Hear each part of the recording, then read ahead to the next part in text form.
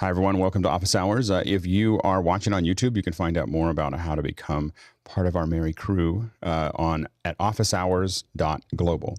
Once you have gone through that and joined us in Mukana, you become one of the producers. Your questions and your votes decide what we're going to talk about. We don't have a plan. The plan is just to answer your questions. So we've answered, we think, somewhere between 20 and 30,000 questions in the last year and a half. So yours could be next. So you just have to go work your way through that process. And we meet 24/7 now. So this is the most external version of this, but we have after hours as well. And you can find out more information about that also at officehours.global. First hour is general discussion, anything you'd like to talk about around media and virtual production. Second hour is really about things that we've decided to spend a little more time on. Today, we're going to spend a little more time just answering your audio questions. So if you've got audio questions, make sure to tag those for the second hour. And we've got a great audio panel here to answer them. Tomorrow, we're going to talk about the Olympics video production. Last week, we said we were going to talk about everything around the Olympics. And then some people in our family who were at the Olympics just showed up and had a little conversation. So we're going to focus on video tomorrow and talk through some of that. Thursday, we're going to talk about digital first events and whether they make sense or not and what that actually means. Friday, we're going to talk about IT security. A lot of questions keep on coming up with how do we keep our events secure and our offices secure. And then Saturday is returning back to the long day. So we'll have education at 8 o'clock. And then Nick Justin is going to join us at 10 o'clock to talk about metahumans, and we're going to do this very slowly. The last time we did Unreal, we did it pretty quickly, and it was a little hard to follow. And then finally at noon, Pacific Standard Time, Damayanti Gajar is going to join us yet again. We just had an amazing time cooking with her a couple months ago, and she's back. And we actually have some support materials in the email that goes out every morning. You'll see a link to something that Hasmukh and his team have put together. That shows you the ingredients that you need and sends the whole list out and everything you need to get started. So take a look at that in the list. And now let's jump into the questions. Bill, what do we got? Good morning, everybody. Our first question comes from TJ Asher here on the panel, often from Minneapolis, Minnesota. And he says, according to Mark Gurman, the Apple TV is, quote, worthless, and people working on it are worried about its future. I love my Apple TV with the new remote. Should we be worried about its future? It's the only device fully supporting Dolby Vision and Atmos. Go ahead, Ken. Yeah, I love my Apple TV, or Apple TVs. I have one connected to all the TVs I have in the house. Mm-hmm. So, go ahead, Carl. So there's two reasons why Apple TV won't go anywhere. It's Tim Cook's favorite product. He said that on multiple occasions, and in one keynote actually. And also it's actually a platform. So I know that AirPlay 2 can go to some Samsung and Sony TVs, and Apple TV Plus is on those TVs as a native app. So that's maybe one reason people use an Apple TV, but there are apps for Apple TVs, and there are some utility apps on Apple TVs. So it is a whole platform unto itself. Yeah, go ahead, Jason. Yeah, here's why you don't have to worry about that even a little bit. The largest growth, I think, in the last quarterly earnings call was services, and Apple TV is a conduit for services. Yeah, Bill? All those things. Plus, remember that Apple has a long-range view almost always. Yes, it started out goofy, and I didn't find a single show that I was interested in at first. Now, after about 2 or 3 years of it, they've got a huge hit in Ted Lasso, and I think they're going to continue to incrementally improve. That's the Apple style. It's not perfect and shipped. It's get something that's workable, ship, and then iterate and refine until it gets better and better and better. And I think they're doing the same thing with Apple TV. Go ahead, Jeffrey. And I'm still waiting for the actual Apple TV, not just a box, but an actual built-in screen monitor with that. Because I actually run Apple TV on my Roku, and I have a problem with it because the audio. I noticed this in watching Schmigadoon when they're doing music. All of a sudden, if it gets really to a point, it starts to garble a little bit, and not on the Apple products. Mm-hmm. So I'm probably going to switch over to Apple TV for just the Apple TV content. But yeah, I'm waiting for the monitor to come out. Go ahead, real quick, Kenneth, and then Courtney and Carl. And when we're considering purchasing this thing, is there any reason not to do the 4K version? No. No. Get the 4K. Get the 4K. Yeah, Courtney. The Fire TV 4K also supports Dolby Vision HDR10 and HDR10 Plus and Atmos. and it has a remote with voice activation and everything else that you'd want. Go ahead, Carl. Yeah, so just quickly, let's not confuse Apple TV Plus, which is a completely different group and different part of Apple that actually create that, versus the Apple TV hardware. They are two completely different products made by different teams. Yeah, go ahead, Jason. Just a question. Does Apple still maintain their own CDN dedicated? I know they used to for Apple TV, and that was part of what you paid for. Does anyone know? I don't know. Guess not. I don't know if that's public information. So the main thing though is having a piece of hardware gives Apple, it just works. Like I can just tell you, as someone who streams high quality streams, very high quality HDR and immersive and everything else, all the Apple products just work. You turn it on, it takes us minutes to have them working, and then everything else is a beast. Like every other platform is just a mess, and you try to figure out this one won't do this and this one won't do that, and you have to do a backflip for this one, and you have to figure out this thing. And so I don't think Apple could get rid of that hardware because they need that platform to just work, and I don't think that and even Apple TV Plus on the TVs is a mess from our perspective. From a streaming person's perspective, the underpowered circuitry inside of all the TVs, because they're cheap, basically cripple our ability to do what we need to do. So the only device that actually is powered to do for the next generation is the Apple TV. So, I mean, that's fundamentally from someone on the back end that is having to deal with all the hardware. It's the only one that actually works. Next question. Rupert McRae is in next from Dallas, Texas, and he says AMC has said it will soon start accepting Bitcoin as payment for movie tickets. Is this a sign of the times or desperation? Jason. I don't know why it would be desperation. They topped the charts. They're at the top of the news today because they had incredible, much better than expected earnings announced, I think, yesterday. No, I think it happens when you make the headlines and, you have your brush with Elon Musk and then, the Bitcoin goes away. Carl?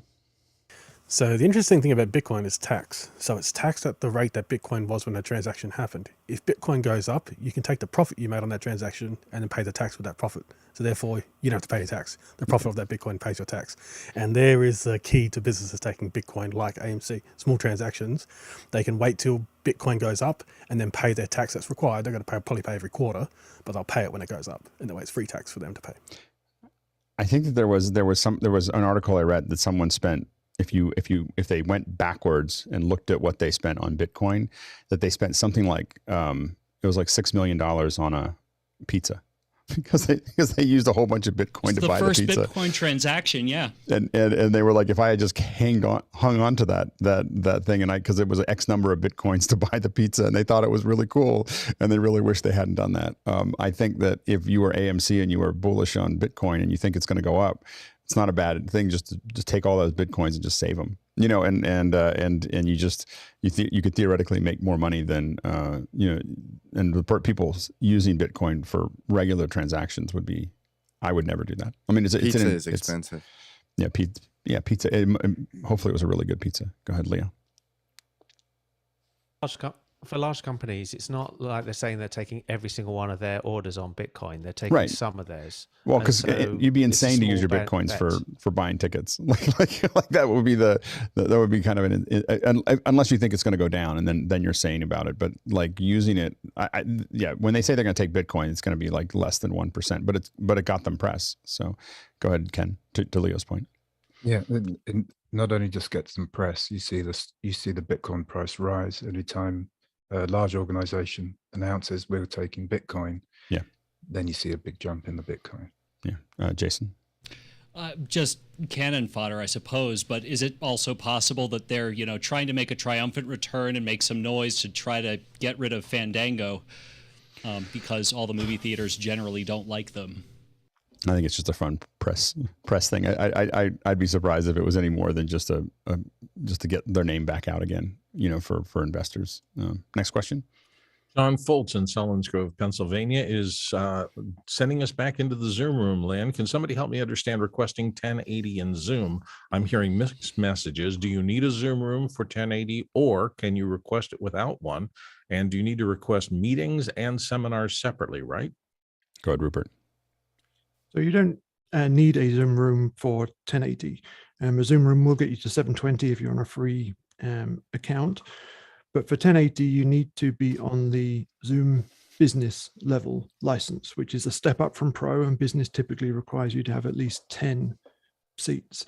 If you are in that level of account, then you need to specifically request 1080 from Zoom, generally accompanied with some kind of business reason to have that, some production reason that it's required, because they're still not kind of giving that out totally freely. If you get that, and if they enable it, then you need to go into your web settings and enable group HD. First, you'll be able to do that at 720, and if you can get Zoom to enable it, you'll then be able to enable it at 1080. Now, for meetings and webinar, I've seen it go different ways.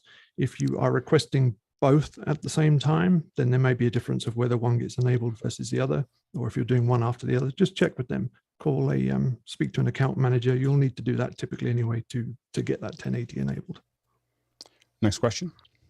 Vienna, Vienna's goofing with me, an OS, and I'm just gonna leave it at that, says, when building a home AV studio, what is something that you didn't think you needed, but ended up needing? Go ahead, Carl. Fanless lights. So there are some on the market now that are quite powerful, but if you can find like a 60 to 150 watt equivalent fanless light, get it. Go ahead, Jason. Way back when, I guess, in the very beginnings of my studio building days, bass traps and how many I needed. Yeah, go ahead, Courtney, and then Bill. If you have windows in your studio, variable color temperature lamps, LEDs that can go either 32 or 5600 and adjustable in between. Go ahead, Bill. Conduit between every possible mounting point of anything and back to a central place, because you're always going to be changing, adding circuits, removing circuits, adding power, removing power, pull strings and conduit. Go ahead, Leo. A starting point is always the room. And it's the one thing you can't change after you've built everything, is start looking at the room that you're in before you actually start doing the build, because there's many things you can change. But if the room is noisy from different reasons, or is too hot, too cold, etc., you'll just fight a battle that you'll never win. Go ahead, Ken. The mix presets too. It's if you're getting it, get a RPR 40 or a good quality mic. It is amazing mixer. John. Something I didn't think of. My wife, I put in a big surround system and she won't listen to it, so I had to take it all out. I think that the thing that I didn't know how much of a difference it would make is I finally got this work desk next to me that has a pegboard, and the pegboard turned out to be kind of life-changing. In my office, I'm having one almost in arm's reach where I have all of my cables organized. I had them kind of all like in places, but now they're all just hanging out, like all my USB cables and the little rolls of cables that I need, because I'm just constantly readjusting things and moving things around and going from, and I had this at the office, I should have known better, but as soon as I added it to my home office, I was like, oh, like now I can just look over and go, okay, I'm going to grab the thing that I need, and I don't have to dig through anything. So pegboard. All right, next question. Rupert McRae, Dallas, Texas, up next. In an online post, Zoom makes the point that virtual event organizers should not waste their attendees' time with unmemorable experiences. Should, in fact, value for time be a guiding principle in virtual production ahead of actual production value? Yeah, go ahead, Jason. We at the Carnival Cruise Line care about the health and safety of our patrons. Yes, it's a blog post. It's basically a vehicle. So I don't know. Yeah, of course they want Zoom to be engaging, and at the same time, I don't know. Go ahead, Grant. I mean, I think that they're playing into this thing of Zoom fatigue, and trying to not waste people's time with it. So we know that actually production value is really important. Doing it well is important, and then ultimately it's about the community. And so when you get away from a content focus and move towards a community focus, then it's a magnetic event. It's a very memorable event, and people will start to see that they couldn't have possibly done this in any other way other than online. Yeah, Leo.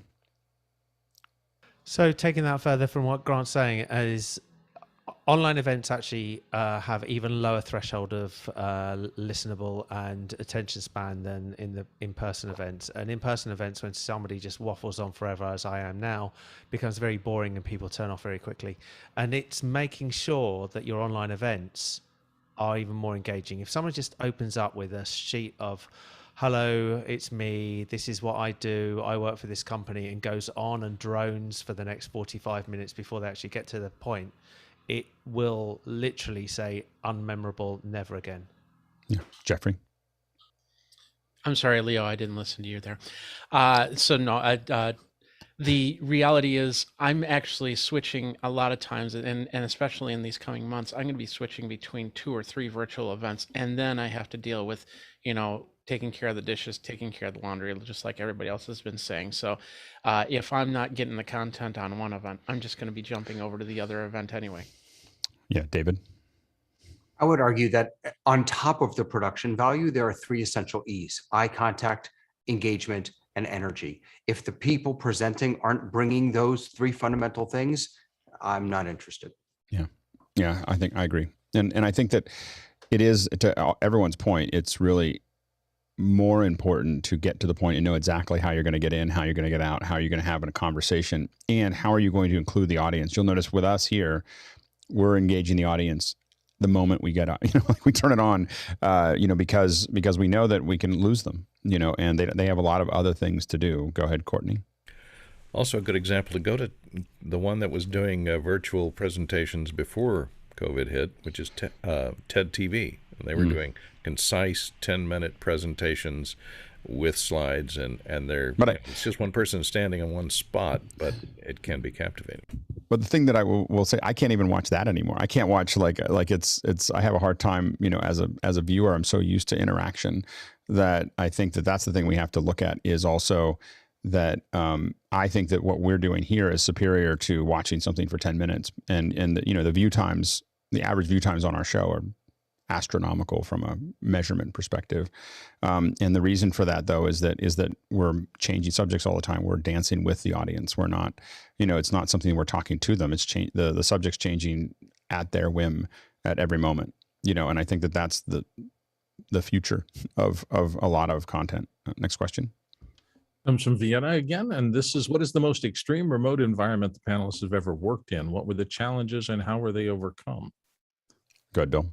For me, there are 2 I'll do really quickly. Number 1, I had to do dog sledding up in the high mountains of Colorado after a major snowstorm, and it was real interesting working in that kind of really cold environment. I learned my lesson when, if you're not on the path that the sleds have gone down and you take a step off, you literally sink to your waist in the snow, and it can be pretty dangerous. So that was one of the most extreme shoots I had to do. I had to have heat packs around the camera. The other one is I worked in a factory that was so loud that when you got on the actual production line, you had to have headphones, and we had to do a tour of people talking to each other. So we had to close mic everybody with aerobics mic, and I was the only one who could hear anything. And if you took your headphones off, it would damage your hearing. So that was tough. Go ahead, Jason. 2 hours outside of Roswell, New Mexico, just along the U.S.-Mexico border, about 120-degree weather, and maybe $15,000 drones. And I learned very quickly that you have to be very, very careful with managing the temperatures of the batteries. Go ahead, Grant. So I worked on, there's a Tesla power plant that in South Australia that is out on a wind farm. It turns out that it's really windy on wind farms. That's why they put it there. Yeah. And we had to set up a huge marquee, and we had Elon Musk there and everything. It was one of the weirdest experiences I've had when he walked in. But the dust was crazy, and of course this was way before COVID, and so we had to wear masks. That's what we had to do to deal with all the dust. Yeah, Courtney. I worked on a Lay's potato chip commercial in Alaska on the middle of a glacier. In the winter, we had about an hour's worth of sunlight during the day, and when you went, it was 40 degrees below zero, and when you went to pick up your cables, they'd come up in one long 30-foot long stick, and you could not wrap them. I thought you were going to talk about Roar. That's the I was going to mention that being surrounded by 140 lions and tigers every day for 2 years, that was kind of a challenge too. Where do you stick the microphones? And they get distracted by those people. Go ahead, Rupert. So I once had to install communications on something very similar to this, and just for an added twist, it was in Nigeria at the time. Oh, there you go. Go ahead, Jeff. St. Paul, Minnesota was 30 or so below temperature outside, and so the gear came off the truck and into a heated concert hall, and immediately condensation also. Yeah. Taking a multi-track apart and laying out all the boards so they could dry out before we powered things on. Oof. Yeah, lots of temperature related things here. Yeah, I was going to say that we had one. There's a place where they simulate Mars in Utah, and we did a 360 shoot, multi-camera 360 shoot from that location. And so there was no cellular service. It was very cold, and it actually broke the truck to get there because it was like 7 miles through rocks and everything else to get there, and it was exciting. It worked, but it wasn't working until about 90 seconds before we went live. And it was for Nat Geo and Facebook, so it was a little stressful. Go ahead, Chris. A different type of extreme. I shot inside San Quentin Penitentiary. You have to sign away a release saying, if you're taken hostage, we will not come to get you. Yeah. Yeah. The only other one I think that would rank up there was that I did some production in Iraq, in northern Iraq, and we almost took a wrong turn and ended up in Mosul during a time that being in Mosul was not the right time to be there. So and so that was, you get used to the artillery fire in the distance. Now a lot of people here have been closer to that than I was, but that's about as close as I've gotten to artillery fire that wasn't part of some kind of test. Go ahead, Todd. I almost took my hand down because I can't match up to artillery or any of the things you guys are saying. But does anybody know what a gas holder building is? This took me back down a memory lane trip, Vienna. Thank you, to 2012. I set this up with just friends in the architecture department at Rensselaer Polytechnic Institute in Troy. That was empty. So you've got a sand floor, nothing in it, 9 speakers, a delay of like 20 to 25 seconds or more, maybe, and cold in April or March. So we solved this problem by not using any microphones and only going direct, and by putting and just jackets. But my computer never overheated once. There you go. Alex. I once had to wait over 5 minutes for a cup of tea. How ghastly. It's tragic. Are you okay? Next question. Moving on, Ari Block in Tel Aviv, Israel is our next question. Wait, I just have to ask Alex, did you have PTSD over that? PGST, yes, absolutely. All right, next question.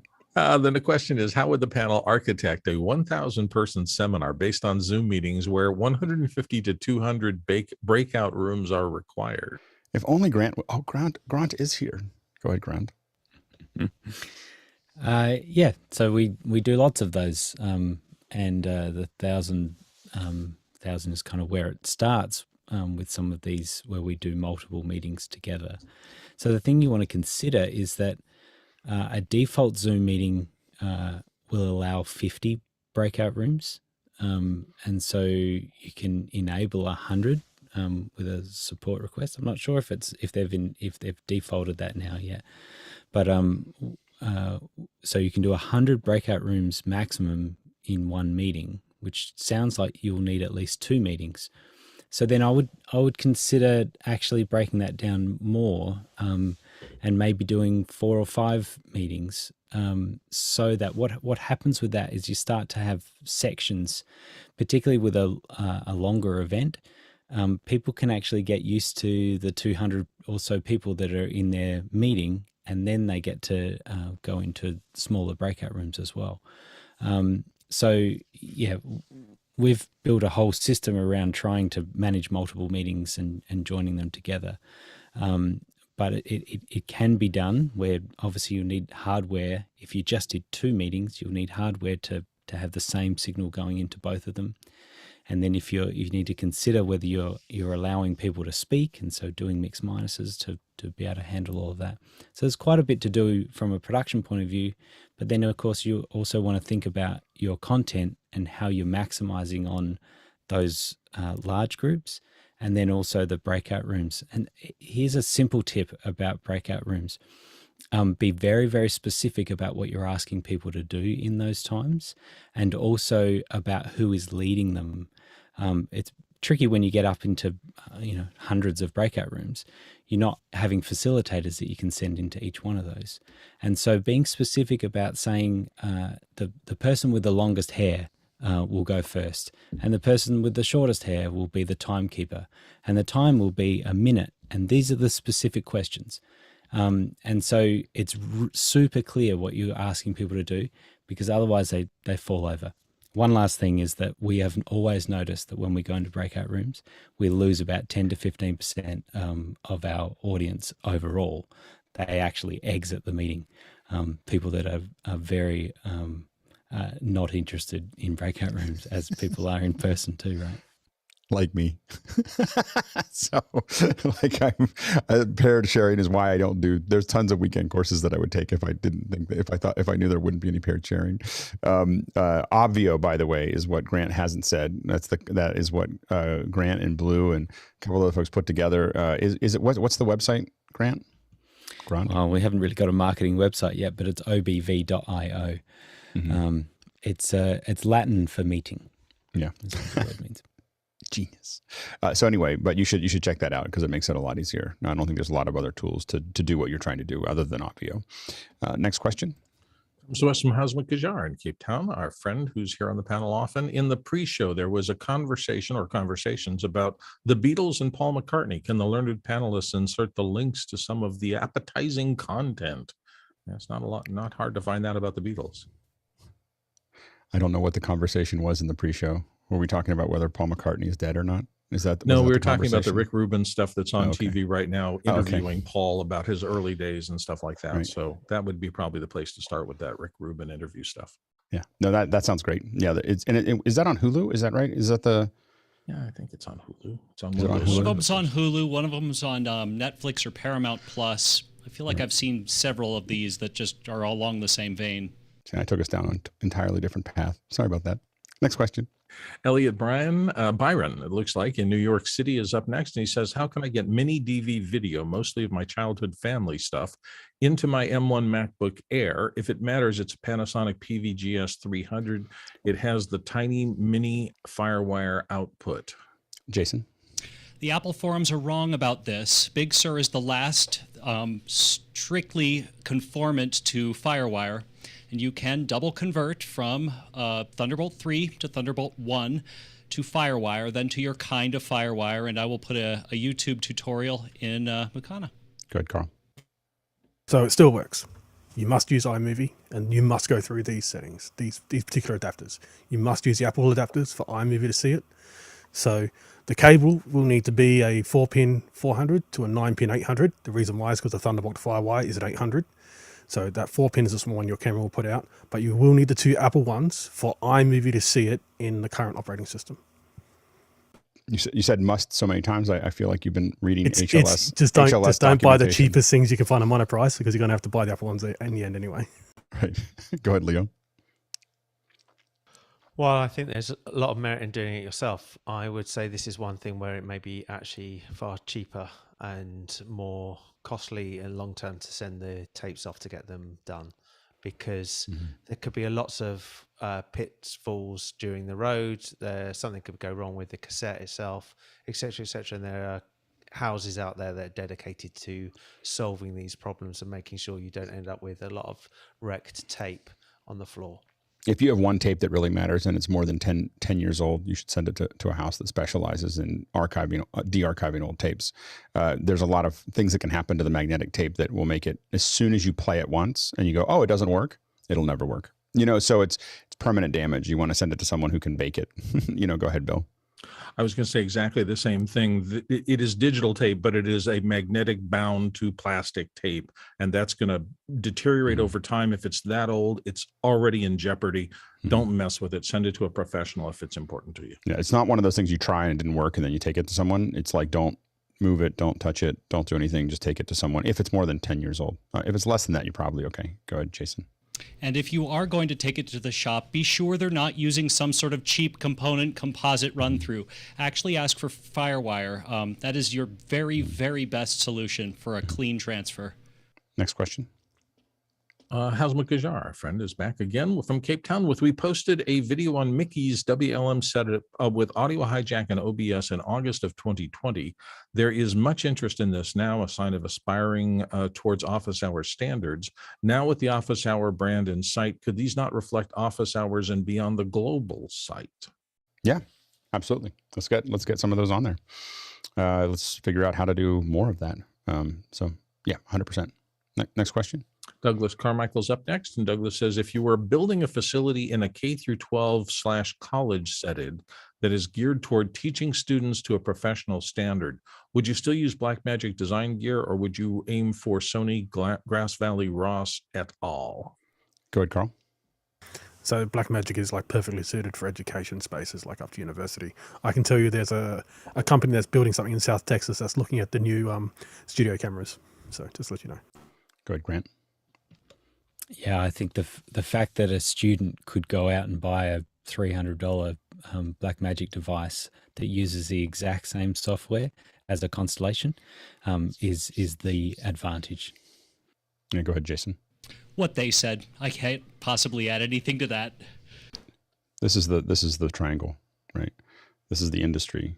This is the brands that you just mentioned, Ross, and this is them. This is Blackmagic. The question is how long will this last? You know, like it's not like, you know, their booths keep on getting smaller and Blackmagic's booth keeps getting bigger. Don't they have the whole of South Hall? No, the Blackmagic, I think the rumor is they have half of the North Hall. It is, they're now advertising. The thing is that I think that Blackmagic turned a corner over during COVID, because the other teams didn't really have something to offer at the same level. And Blackmagic did with the minis and everything else. And they've turned some corner where they're now, they've kind of run out of industry to take over. And they're now advertising in Time Magazine and National Geographic and everywhere else to, you know, make sure that everybody knows, you know, so they're about to move past the rest of the industry as far as that goes. So if I was going to teach someone something, I would teach them Blackmagic at this point. Because all we've seen is really the minis right now, but that's because there's been so much demand for it during COVID. When the Blackmagic turns back towards high end, we're probably going to see some pretty interesting things because they have an enormous amount of capacity to do that. Go ahead, Alex. And maybe that might include the NLEs. So that's not Media Composer, but Resolve. Yeah, that one will take longer, I think. But the hardware, the thing is that what's happening is that there's a weather system building around it, because now that there are so many people, I don't know what the numbers are, but you know, probably hundreds of thousands of people with minis. There's now a huge market for building tools like Mix Effect Pro and Here to Record, and you know, those types of things make sense now in a way that you can't do that with the other manufacturers. So now what you're seeing is tons of customization and a whole ecosystem building up around the hardware that doesn't exist for anything else. So I think it's going to be difficult for anyone to turn the corner at this point. Next question. Tony Denson is up next, and Tony's question is about Zoom. Why can't I turn my audio all the way down to 0 on iOS devices? This annoys me intensely, as I often monitor the video feed in an environment which is quiet, for example, a house of worship. My main monitor is an iPad Pro with the USB-C, so it has no audio jack. Good. Grant and then Carl. So the reason is that it's using the phone. It takes over and the device thinks that it's a call, and so the device quite rightly thinks that if you're on a call, then you wouldn't want to turn it all the way down to mute. And so it stays on just a little bit. What you can do is you can leave computer audio, or you can disconnect from audio, so you're still connected to video, but you're disconnected. It's kind of how you can't hear it though, but you can't. Yeah, and Yeah. And so, yeah, it'll disconnect audio if you want to do that. So if you want to listen to it, the problem is video. if you want to listen to it, I guess, but that doesn't matter because you'd be looking at video. If you're turning it all the way down, then if you're turning it all the way down and you're not talking into it, then you're absolutely right. Just disconnect the audio. Go ahead, Carl. Or you buy some AirPods or buy an adapter, an adapter, USB-C to headphone adapter. Yeah, so the Lightning to 3.5 millimeter, that will cause it to go silent because it thinks there's a audio device. So it will do the analog. So instead of, that's one way. But another reason they do that is because security reasons. So it is a phone call and they need you to know, hey, this phone call is still happening. And the host, if they put it in their meeting settings, can unmute you. Right. So without you asking you. So I think that Zoom may leave it in there just for a little bit of security reasons too. Go ahead, John. Same issue on my portal, my Facebook portal. Volume doesn't go all the way to 0. Yeah. I think it's there to the point. It's there to remind you that it's there. Go ahead, Leo. I was actually going to say the Facebook portal does go to 0. I've got it to go to 0. You have to play with the buttons on the left, but it will go down to 0. And I've used it a lot of times with it down to 0. Yeah, go ahead, Kenneth. And a couple of layers of gaff tape over the speaker port works a lot well. There you go. Go ahead, David. On the Facebook portal, it can go down to 0, but you can't leave computer audio. So you have to just manually turn it down. Next question. Jeff Francis here in the panel today from Columbia, South Carolina says a night-themed concert, which was originally planned to be held outdoors after sunset, has been moved to a small concert hall. Looking for lighting or projection ideas to give a sense of night. Budget is minimal. Go ahead, Carl, and then Grant. So hopefully Tuluk is listening and hopefully gives me a thumb up for this. But if you want to kind of convey night in a theater, then a harsh light, so just a strong light that is kind of like the sun, but not too overpowering from one direction. So it's going to give hard shadows to the cast on stage, and also a blue backlight. So have the whole back of the stage in a blue wash, and the hair lights be blue.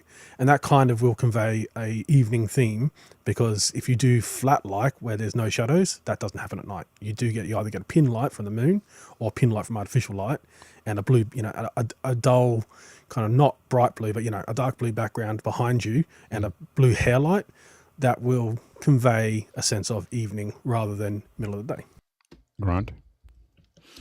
Yeah, this reminds me of you're trying to use lighting to show darkness, and it reminds me of an event where we had lots of projection screens, and the client came in and they said, we don't want to use any of the screens. Can you just project black onto them? Like, how would that work? Projecting black onto white? You're just going to see the white screen. Anyway, my point would be to use lots of shadows, and so some gobos. Lots of gobos in the lights would actually, and creating lots of shadows, like trees and things like that make it look really dark and spooky. Go ahead, pretty quick. Courtney, Jason, and Leo. And if it has a white ceiling in the venue, use some ellipsoids with some gobos that are pinholes in tinfoil, and project stars onto the ceiling. It'll make it look like an outdoor venue. Jason, and then Leo.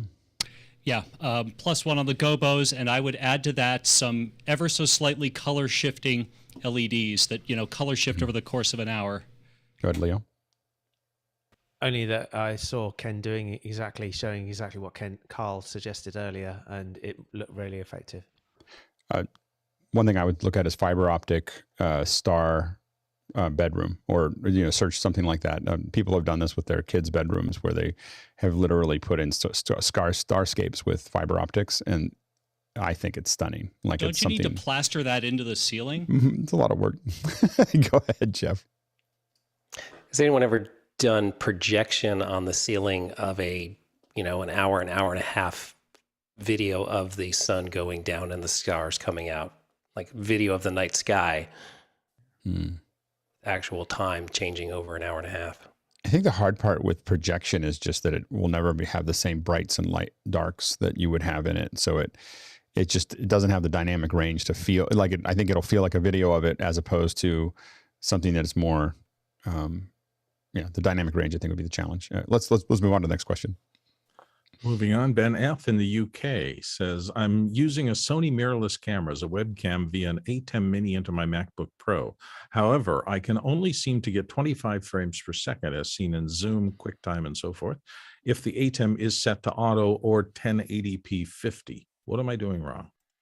Go ahead, Carl. So because you're in the UK, you most likely have PAL settings on. When you're in a Sony camera, when you have PAL settings on, it'll either go 25 or 50. It won't even give you 24. You'll have to switch it to NTSC.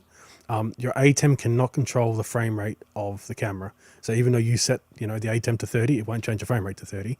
So go into, it's usually in settings, and then go into, it'll just say standard or video format, and just change it from PAL to NTSC. Your mirrorless camera will do it. Sony video cameras won't. They're region locked. And then once you've done that, pick 30 frames a second, don't choose 24. You can choose 60, but I believe it goes down to 720 when you go into Zoom at 60, so 30 is better. And then make sure you don't put your Atem on auto. Make sure you go into your Atem settings, it's in the settings part of the Atem, and put that on 30 as well. It has to be a flat 30. So the mirrorless cameras, well, it will say 29.97 in the camera if it is doing that. If it's saying 30, it's actually 30. So that's one of the things that the Sony cameras actually pump out 30 exact. So make sure your Atem, if you put it on auto, it'll kind of sometimes flick between 60 and 30. It'll just do it sometimes with Sony cameras. Go ahead, Jason.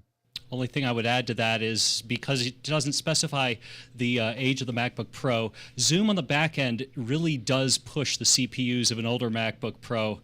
And anytime you want to ask it to go anywhere near above 25 frames per second, I would also be wary of the USB bus. Yeah, go ahead, Leo. I just question of what actually Ben's trying to get to, because I would have thought he wants to get to 50 and not 30, because 30 is going to cause him an immense amount of problems in the UK with everything around him will start flickering. So I read that he's trying to get to 50 and all he's getting out is 25. And I sometimes see that when the first thing into the Atem is this. If something else is driving the Atem at 50, it'll drive it back. Go ahead, Carl. So it could be doing 50 interlaced, which show up as 25 in all software. Next question. Alex Flaherty-Gollner in London is up next. And Alex says, once the majority of Apple TV hardware devices are based around the M1 speed on Apple Silicon, what more will Apple TVs be able to do? Good, Carl. So this is something since, I think, the 720 Apple TV, the first black puck came out. It had the A5 in it. A4, A5, and like we're going, oh wow, you can get Keynote, we can get Pages now, we can actually have a little desktop computer that can do like these things, and they've never done that. They've never allowed the iOS versions of those kind of apps, those productivity apps, to be used, because you can use a Bluetooth keyboard with Apple TV, you can use a Bluetooth mouse, it can run Pages and Keynote and all those kind of things. They're just not choosing to allow that to be in the ecosystem. It would be an amazing, like $200 US, I think, desktop computer that ran those apps with a keyboard and mouse, but they're not allowing it to happen. Yeah, go ahead, Jason. I think it's a long play, like if we're really being abstract here, to be a slow and steady march towards being the center of HomeKit, home security, all the home things, routing and what have you, because of course they gave up the airport and people liked it. So yeah, that's where I think it's headed. Go, Rupert. I also wonder whether they'll build in sensors for like gesture control, and you'll get into some AR kind of human interaction to control it. Yeah, go, Bill. As the throughput gets faster and faster and the processors get faster and faster, I can see a circumstance where you'll be able to send individual programs to individual TVs or ports so that you can get a multicast in as you would from cable, and then say bedroom sees this, living room sees this, den sees this, and it should be able to handle it all. Yeah, as a gaming platform, it keeps on getting better. so as an the M1 can actually, if an M1 found its way into the Apple TV, you'd end up with something that probably is on par with almost any other game platform. So in a gaming platform, it's pretty good. You want to keep on watching the space of how many devices are doing 120 frames per second. Apple, of course, makes it simple, and they just say high frame rate, HFR. You'll just keep on seeing Apple say high frame rate, but you'll notice that the high-end Pixel just released with 120 frames per second. That's good for games, but it's also the next generation of video, and so it is. A lot of people are kind of thinking pretty hard about that right now, and there's some bandwidth issues and some other things, but one of the big things is the processing. All the TVs do 120. Like they're already sitting there trying to upscale your 2398 or your 30, and people hate that, but that's because it's soft, because they're making stuff up. But true 120 is pretty amazing.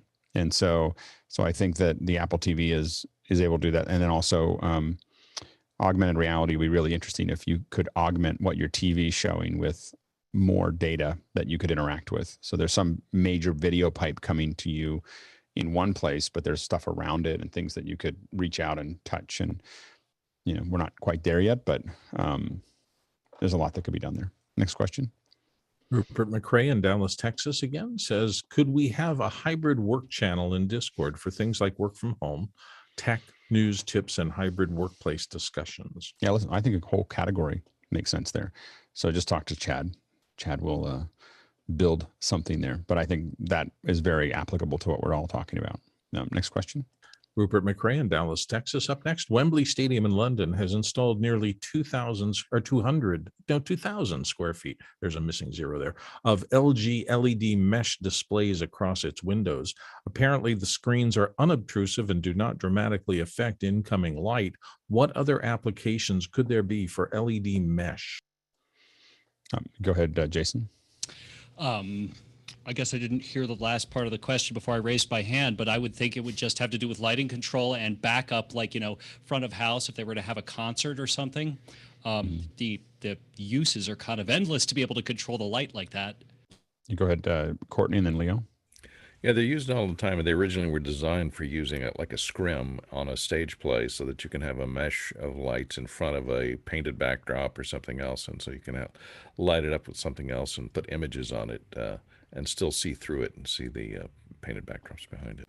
You go ahead, Leo. Large skyscrapers and putting advertising on them. You're going to see this more and more because of different restrictions. Like anything that happens in the world as advertising, if they ban it in one place, it pops up somewhere else. And until they regulate it, they will see this appearing more and more on very large buildings.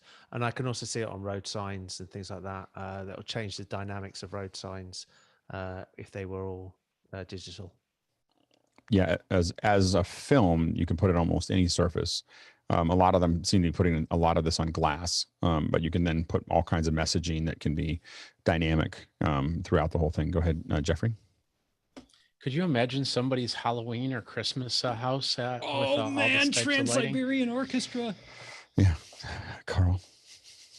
Yeah, so the Adelaide Oval actually has this, and so they use it as a digital ticker as well for scores. So people outside can actually see the scores go across, and this is like across the entire stadium. So that's how big it is. It's humongous. You can see it from the other side of the river. See the score. That's great. It's humongous. That's great. Next question. Hasmuk is back from Cape Town with, for the cooking show, we were quite conflicted as to how to manage the Office Hour brand and website and the invited guests' own online presence. Can we craft a first cut at some guidelines for that? I think I'm pretty open to, especially from where Hasmuk would find people. I think we're probably going to be okay with whoever shows up. As far as a brand, I'm more interested in experimenting than anything else. What I would recommend is having people, join the Office Hours process and then get emails about that. But I think that if we sent them direct links to join the meeting, that would be fine too. And so I think that I don't think we have to worry about it too much yet. I think it'll be it'll be an experiment when we first do it. So I think that the hard part will be for people who aren't used to what we do. The hard part will be for them to feel, we just have to work on having them feel like it's okay to turn their camera on, because a lot of us are going to come in with hardware, in preparation. And I think that the hard part you get into when people are already kind of an inside crew and they already understand how it works is other people feeling comfortable. So that's just something that we have to be conscious of welcoming other people in, because some of us will be coming in with multi-camera setups and, showing all, stretching out a little bit in a way that most people aren't used to. So, yeah, I'm not certain. To test mine, I'm getting ready. I'm not quite there yet, but I'm trying to set something up that I can just do every morning, because what happens is at 6 o'clock when you guys are all in pre-show is I make breakfast. So I mostly listen to you. I often listen to you, but not always. And I'm making my breakfast, and I thought it'd be kind of fun. I'll just put up a little camera. You guys can just watch watch me make breakfast while I'm listening to all of you. It'll be like an entertainment for some folks to watch. But it's mostly me testing for Hosmook stuff. It's just like, where do I want cameras and stuff like that. So we'll keep playing with it. But I think that all of us are going to be just R&Ding it. Next question. It's Haswick again from Cape Town. And he says, I accidentally recorded in B-RAW on my 6K. Explain exactly how to convert or render this to bring it into Final Cut Pro. Do it in Resolve, or are there other tools? And if in Resolve, what are the high-level steps? Go ahead, Carl. So Resolve is your best bet, because and you can just export it as, I guess, ProRes if you want to go into Final. Yeah, so ProRes will hold onto most of that data as far as the quality. There is a poor man's way of doing it, because you have an Atem ISO. You can actually just play back the footage from the camera into the Atem and just record it as H.264 in the ISO. So that's a really quick way and hardware way of doing it as well, if you just need the footage out rather than needing humongous files that are ProRes. Go ahead, Jason. Yeah, I ran into this, but I intentionally recorded 6K Blackmagic RAW, thinking, of course, Final Cut will ingest. No, it doesn't. If you Google this, you will very quickly find an app called Color Finale Transcoder. I think that it's very problematic, at least in my experience, when you start adding big files. We're talking, several hundred gigabytes. It seems to be brought to its knees, and I tried it on several different systems. So yeah, I think just straight through the Blackmagic way, or just re-record it and make yourself some proxies, and be happy. Go ahead, Bill. Yeah, what I do is I open it in ProRes and Blackmagic's Resolve. I export it as ProRes HQ, and I make proxies. That way you can work in proxies, which are smooth as silk in Final Cut. And if you just flip the switch, every export you do has the full range of the brought in HQ. So it's a real simple workflow. I do all that's how I got into Resolve, was just doing all my conversions in Resolve. And you just have to be careful of your input and output color spaces. So, you want to make sure that you're inputting the color space that's coming, the B-RAW, and then outputting to 709. And you have to make sure that your color science is the right version that goes in, because there's changes to the color science. It'll change how it's being transformed out. Or you can just send it out as log and figure that out in Final Cut, but you have more tools in Resolve to do that. Next question.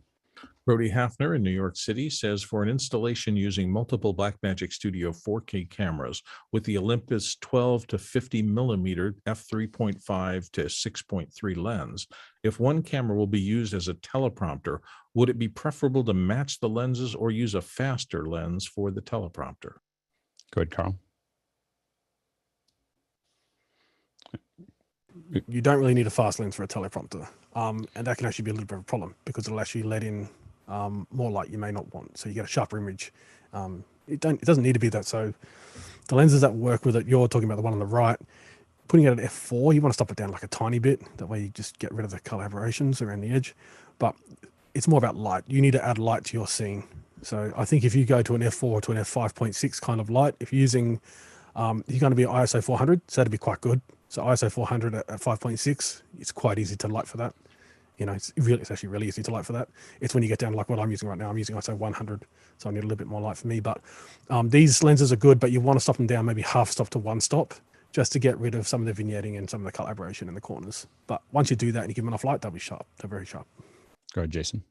I would be more concerned about having, a fixed, or I'm sorry, not a fixed, a variable max aperture range throughout your zoom. I think that is way, way, way more important than anything else. You are going to lose, depending on what you use as a teleprompter, whether it's 60/40 or 70/30. I think you lose about a stop and a half. I mean, Courtney might be able to let me know, but I think it's about a stop and a half that you lose on the way through. Is it not that much? About half a stop. Half a stop? Okay. Yeah, 70/30 is half a stop. Yeah. Actually, it's a third of a stop, but between a third and a half usually. They vary. Okay. And so I don't know why it's in my head that it's more, so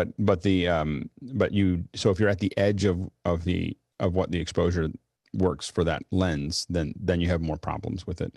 You may need to have something faster. Next question. Rupert McCrae, Dallas, Texas, up next with, can WLM license be easily moved from computer to computer? Is it just a matter of installing Wave Central and logging in? But why is the Wave Central and WLM installation such a heavyweight installer? Go ahead, Jason.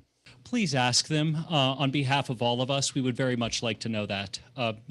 Yeah, transferring licenses is relatively easy, and dealing with the minutia of Waves licensing is relatively annoying. That's all I have.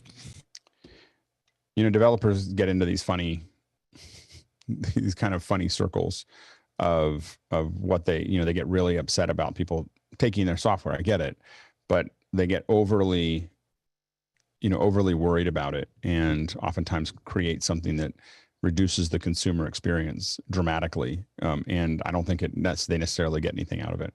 Most developers that have been some of the most successful have been the least restrictive about how they do that, because they just want to make sure it's a great experience for everybody. Next question.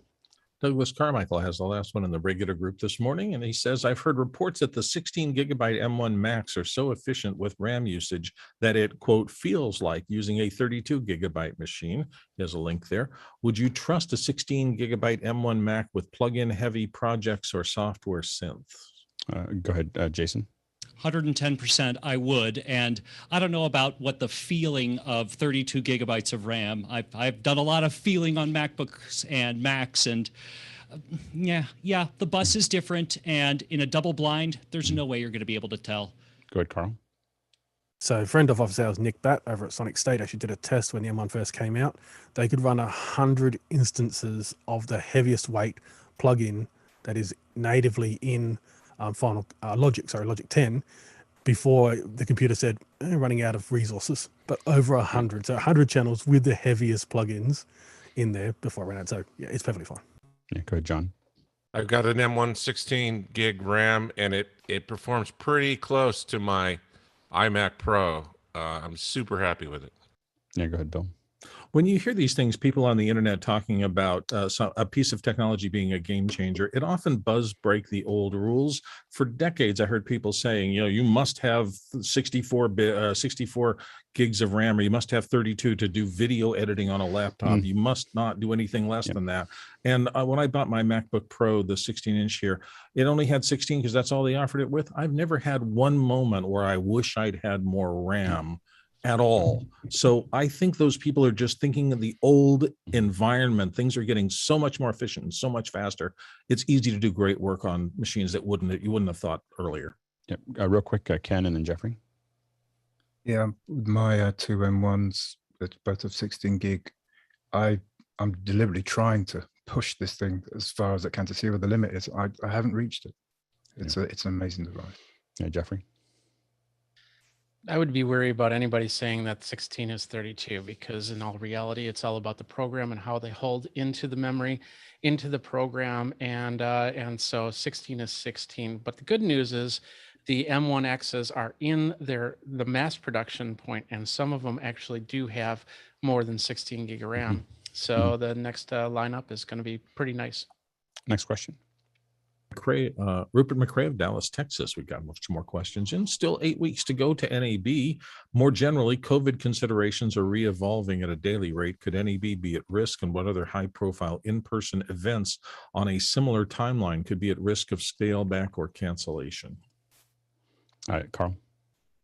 So the local government in Nevada will decide whether these events will go ahead or not. But they could just simply say, like what Stephen Colbert is doing with his audience. So to get into that audience, you need to be double vaccinated. So they can do something very similar.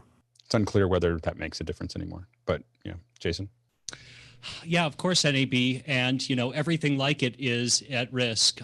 I personally got a press pass, and for the first time in a decade, I'm really not considering not going, just because it's just like I don't know if I need that mess. Yeah, go ahead, Bill. I'm in the same circumstance. I was on the edge of getting my press pass, and when I saw these numbers going up, I just said, "No, it's not worth it." So I'll sit this one out. Yeah, the thing you're going to keep on hearing about is viral load, as it relates to Delta, and that's the problem. And so that, that's what's canceling events, is that the viral load is still at the same level, and that's why it's what they saw in Boston. And that's why CDC did about face and everybody's pulling back, because they don't know what to predict. Go ahead, Leo, and then Courtney.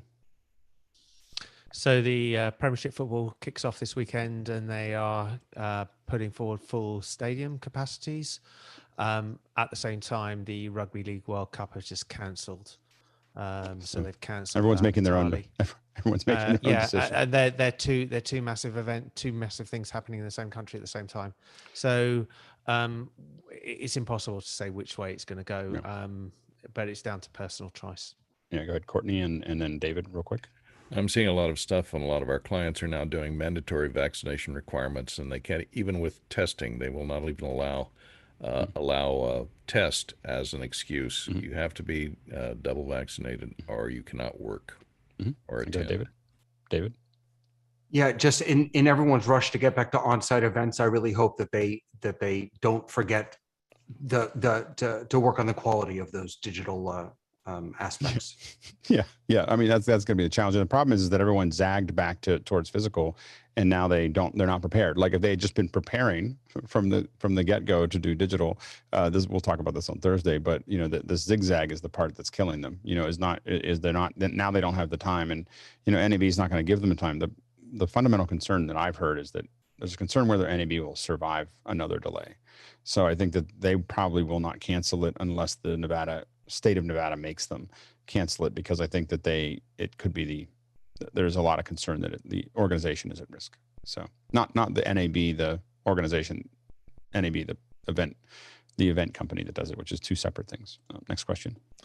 Stefan Fischer in Würzburg, Germany is our last one now. What are the pros and cons of HDMI fiber to eliminate HDMI issues with long cables? Go ahead, Jason. Okay, HDMI fiber. Somebody help me out here. I think he means just using a long fiber thread with Well, you have HDMI. Well, you have HDMI on both sides, and you have fiber. Right. Okay. Optical HDMI. Go ahead, Carl. So active HDMI cables, over maybe 100 feet, 30 meters, 40 meters, are good for like projectors, Apple TVs, those kind of things. Cameras that are going back to an Atem that are not Blackmagic, because you won't be able to get camera control. If you have a Blackmagic camera at one end and an Atem or a Blackmagic switcher at the other end, then you want to probably go to a bidirectional. So bidirectional, which allows the camera control units, the camera control to go through, and you're simply just converting to SDI at one end. If you don't need camera control and you want even longer runs, then I would suggest that the back and forth, the HDMI to SDI, do really long run then back. But these particular boxes will not allow you to do the camera control. Only the bidirectional will allow you to do the camera control. Also from a SDI switcher to an HDMI camera as well. Go ahead, Leo, and then Courtney. So it's asked for pros and cons. The one con is that you need to power it. So one end will have to be powered and plugged in. It is one direction. So if you go and run it out and you run it the wrong way around, you will have to change it around again. The con, though, it's brittle. It is easy to damage. You run it all out and find it doesn't work, and you eventually get fed up and you roll out SDI instead. And I have been there, and I will never roll out HDMI fiber again. Go ahead, Courtney. Yeah, Leo just covered a couple of my points. As far as power goes, it has to be powered from both ends, because you can't send power down the glass fiber. So you have to, and both ends are active, so you have to have power added to both of the converters on either end. Go ahead, Guy. I have a 30-meter one, I believe it is. It's almost 100 feet that is both directions. It will, if I hook up a 6K to it with an Atem, it will pass back the data, the video audio signal, obviously, but also the camera control. So there are ones that it doesn't require any additional power. And I'll put a link in the chat, but I can confirm I have it hooked up right now. All right. We're now shifting gears to audio. This is general audio questions. We're opening it up. We have an incredible audio panel here to ask questions. So if you've got questions around audio, make sure to, this is the day. Tuesday is the day to ask those questions. So, general questions, and we've got a lot of them already stacked up. So Bill, let's go ahead and jump in. Okay, we're starting off with one from Vienna. And she asks, what are the panelists' suggestions as to how to reduce sound reflection from hard walls in a room that has been dedicated to be used as a home studio and needs to be done on a budget? Go ahead, Carl. I personally like the Matthews sound blanket. I'll get a slide up later. But yeah, so they're actually about $50 US. They've got grommets all along the edge of us. They're really good. They're very high quality. They'll last you forever. Grommets. I'm sure Alex has got a story about that. Grommets, yeah.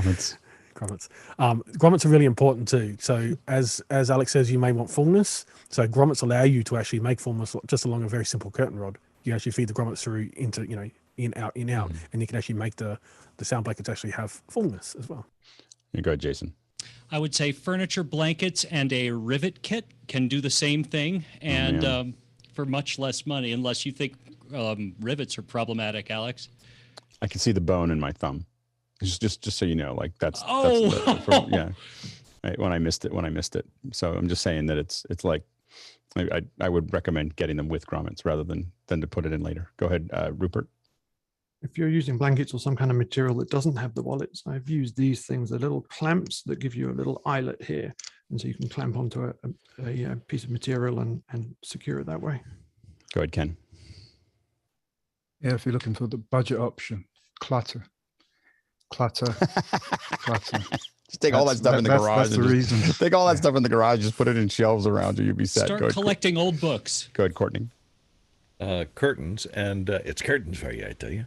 And if you're using furniture pads or moving blankets instead of normal, cinema made, try and find them in white, gray, or black. Do not get the blue ones or colored ones, because you will color your scene blue if you've got a turn on the camera. Yeah, absolutely. Go ahead, Ross. Use a dynamic mic, and don't be afraid to have it in the shot.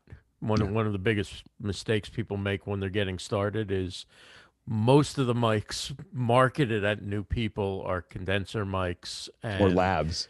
Right, and they tend to pick up a ton of background noise. They're not meant for untreated, if they're meant for good sound and all. So an inexpensive dynamic mic will kill a lot of room noise. Go ahead, Bill. Can't hear you, Bill. Don't forget, you're not dealing with 4 surfaces, you're dealing with 6. Make sure there's something absorbent on your floor, and if you can treat your ceiling with some sort of diffusion up there, that will go a huge way of killing reflection. Go ahead, Jeff. So you're looking at one of two things or both: absorption, which are all the soft goods everybody's talking about. So carpeting, tapestries, furniture, clothing racks, and then you're dealing with scattering. So Ken's clutter bookshelves are great things for scattering. If you want to go into actual products and install something more permanently, the cheapest way to go is to go with either linear fiberglass, Owens Corning 700 series. Cover this with, it's kind of like the pink stuff, shoved down to be 2 inches thick, so it's rigid. Or rock wool is another great thing. It's a little more flexible, but you need to build a frame for that, and then cover it with fabric so that you don't have fiberglass in your air. Yeah, definitely. Jeffrey? So I've seen some people do some pretty creative stuff. They want to keep the design going, and they don't want to make it look like a whole bunch of blankets in a room, look like padded cell or something like that. So they've taken things like cardboard and old paper bags and stuff like that, things that they can make designs out of, and then they put it onto the wall, and that helps a little bit, not as much. But the other thing is, if you have it a little bit spaced away from the wall, like for instance, this is a fake wall that's right behind me, and there's a little bit of in between. That way, if I bounced a ball in this room, it doesn't go in a regular pattern like the little DVD thing going back and forth. All right, go ahead, Todd. I don't know if you have U-Haul over there in Australia, but for $7 a moving blanket and a $20 staple gun, you can do a nice small room for $100 budget. As long as it's not blue. No. It's blue printing, but it's a gray blanket. But that was my first vocal booth, and it was a champion for me. Yeah, the one of my friends built a bunch of them where they just took 2x4s and then put towels made a frame out of 2x4, filled it with old towels that he bought somewhere, I don't know where, they're junk towels, and then put nice fabric over top of it, and had 10 of them or something like that, and it just sucked up everything. So it can be done relatively inexpensively as far as doing that, but all great suggestions. Yeah, go ahead, Todd. And also, this is for anybody who uses U-Haul. If you take your U-Haul person really nice chocolate chip cookies, the price goes down to like $5 a blanket. So think about that. Go ahead, Jeffrey. Jeff, I'm sorry. That's all right. The IKEA does have a nice bookshelf that makes a good frame. So I'll try and look and see if I can find the IKEA bookshelf that makes a frame for the Owens Corning fiberglass or the towels or whatever you want to stuff in there. Yeah, Jeffrey, real quick. Yeah, I have the moving blankets. I wanted to show this. This is on my ceiling right now. I actually let a couple of them hang as scrims to help with the sound control. That's great. Next question. Rob Collins in Kansas City, Missouri says, I recently upgraded to an XLR mic setup and have discovered how useful the physical mute button was. Is there a good and cheap XLR mute button or preferably foot pedal I can click on and off? Yeah, go ahead, Bill. Yes, there are. I use one from Rolls. It's about $60, and but they also have finger buttons if you want to put mounted on your desk. They also have foot pedals. Just look for mic mute switch in any of the bigger catalogs for electronic stuff, and you'll be able to find them. Yeah, go ahead, Jason. Just a point of order on that. You want to be really careful with the kind of interrupter switches because they can hurt your preamps if you've got a dynamic microphone and you're doing the wrong disconnect. You can truly mess up a mixer that way. And just going to give you the high-end version is the Studio Technologies makes announcer boxes that are you'll never have it. The reason I got rid of the one is I could hear the click of the mute button when I pushed it in on the physical ones. And so it drove me I could just hear it and it drove me crazy. So I ended up buying the announcer. They have all kinds of versions of it. And then once I did it, I started going down that path. And then what I was able to do is have, I can have a comms port and I can be muting different things and unmuting them depending on what I want, unmute all of them, send only to comms, send only to show, send only to, and all of those things. And you can tie that into Dante with an Ethernet cable. So there's a lot of options there once you decide you want to go past a physical switch. Go ahead, Jeff. Be careful if your mic uses phantom power because not all of the switches will pass phantom power. Right. Yeah, go ahead, Jason. And since we're turning things to 11, my $1,000 Aphex channel has a very beautiful and completely, totally silent mute key. When it's in sync. Stop it. Stop it. Go ahead, Rupert. Just also to remember that even these physical mute switches, opening and closing them can just sometimes trigger your active speaker in Zoom. So if you're using Zoom, even with one of these, the changes in noise floor or just the slightest of click can trigger you into taking the Zoom call over. Next question. Moving on, Hausbeck in Cape Town is back with, over the weekend, my MixPre 6 passionately embraced our tile floor. That doesn't sound No. good. I was devastated, but the MixPre shows no signs of post-trauma. How rugged are these units? Is it too early for a celebration, or could it still show signs of disaffection? Lovely phrase. Go ahead, Ken. Yeah, these are built like tanks and they're portable devices. These are what people take out in the field, so they're doing that. My concern is your tiled floor. How did that survive? Matt cracked it. Ross? Yeah, I think they tested it by running over it with a truck when they built it. They've done all sorts of things. It's extremely well built. Go ahead, Jason. Yeah, more of that. Mazel tov, and just be wary. Go ahead, Courtney. You have to worry more about what it falls onto than that's called Murphy's Law of Selective Gravitation. A drop tool will always fall where it will do the most damage. Yeah, generally, if you don't see anything, usually if I drop something, there is a little bit of I pick it up and shake it to see if something came loose. So there's always like this, did I loosen anything? So much of this now is surface mount, in solid state, that there's just not that many moving parts. So if it doesn't break immediately, it still may break somewhere in the future. I would never sell after something enjoys the G's. You have to be careful with it. It may not come out on the other end at some point. And the problem is you don't know, but there's other things that do that. Moisture, heat, all those things, create instabilities that may not show up immediately, but it's probably okay. Go ahead, Courtney. The most fragile part of them is the batteries and the LCD panel. Yeah. So if you've got big honking battery clipped onto the back of it, check the battery contacts because they can break loose and it can damage the battery itself. So watch out for that. Go ahead, Jason. One last thought along those lines. Even if you end up replacing it, if you don't, either way, mark it and mark the date of the impact. That way, if you do replace it, you don't have to go, which one was it? Yeah. Next question. Love your phrase, after something enjoys the G's. I'm stealing that. Danny Law of Malaysia says, I'm considering turning halls that normally are used for live events pre-COVID into possible ISO rooms for recording. Dante seems to be a suitable workflow. Other than Focusrite Red and RedNet devices, are there any others to consider? Go ahead, Jeff. The Yamaha series of Rio and TO, if you need lots of inputs for like a drum tracking room.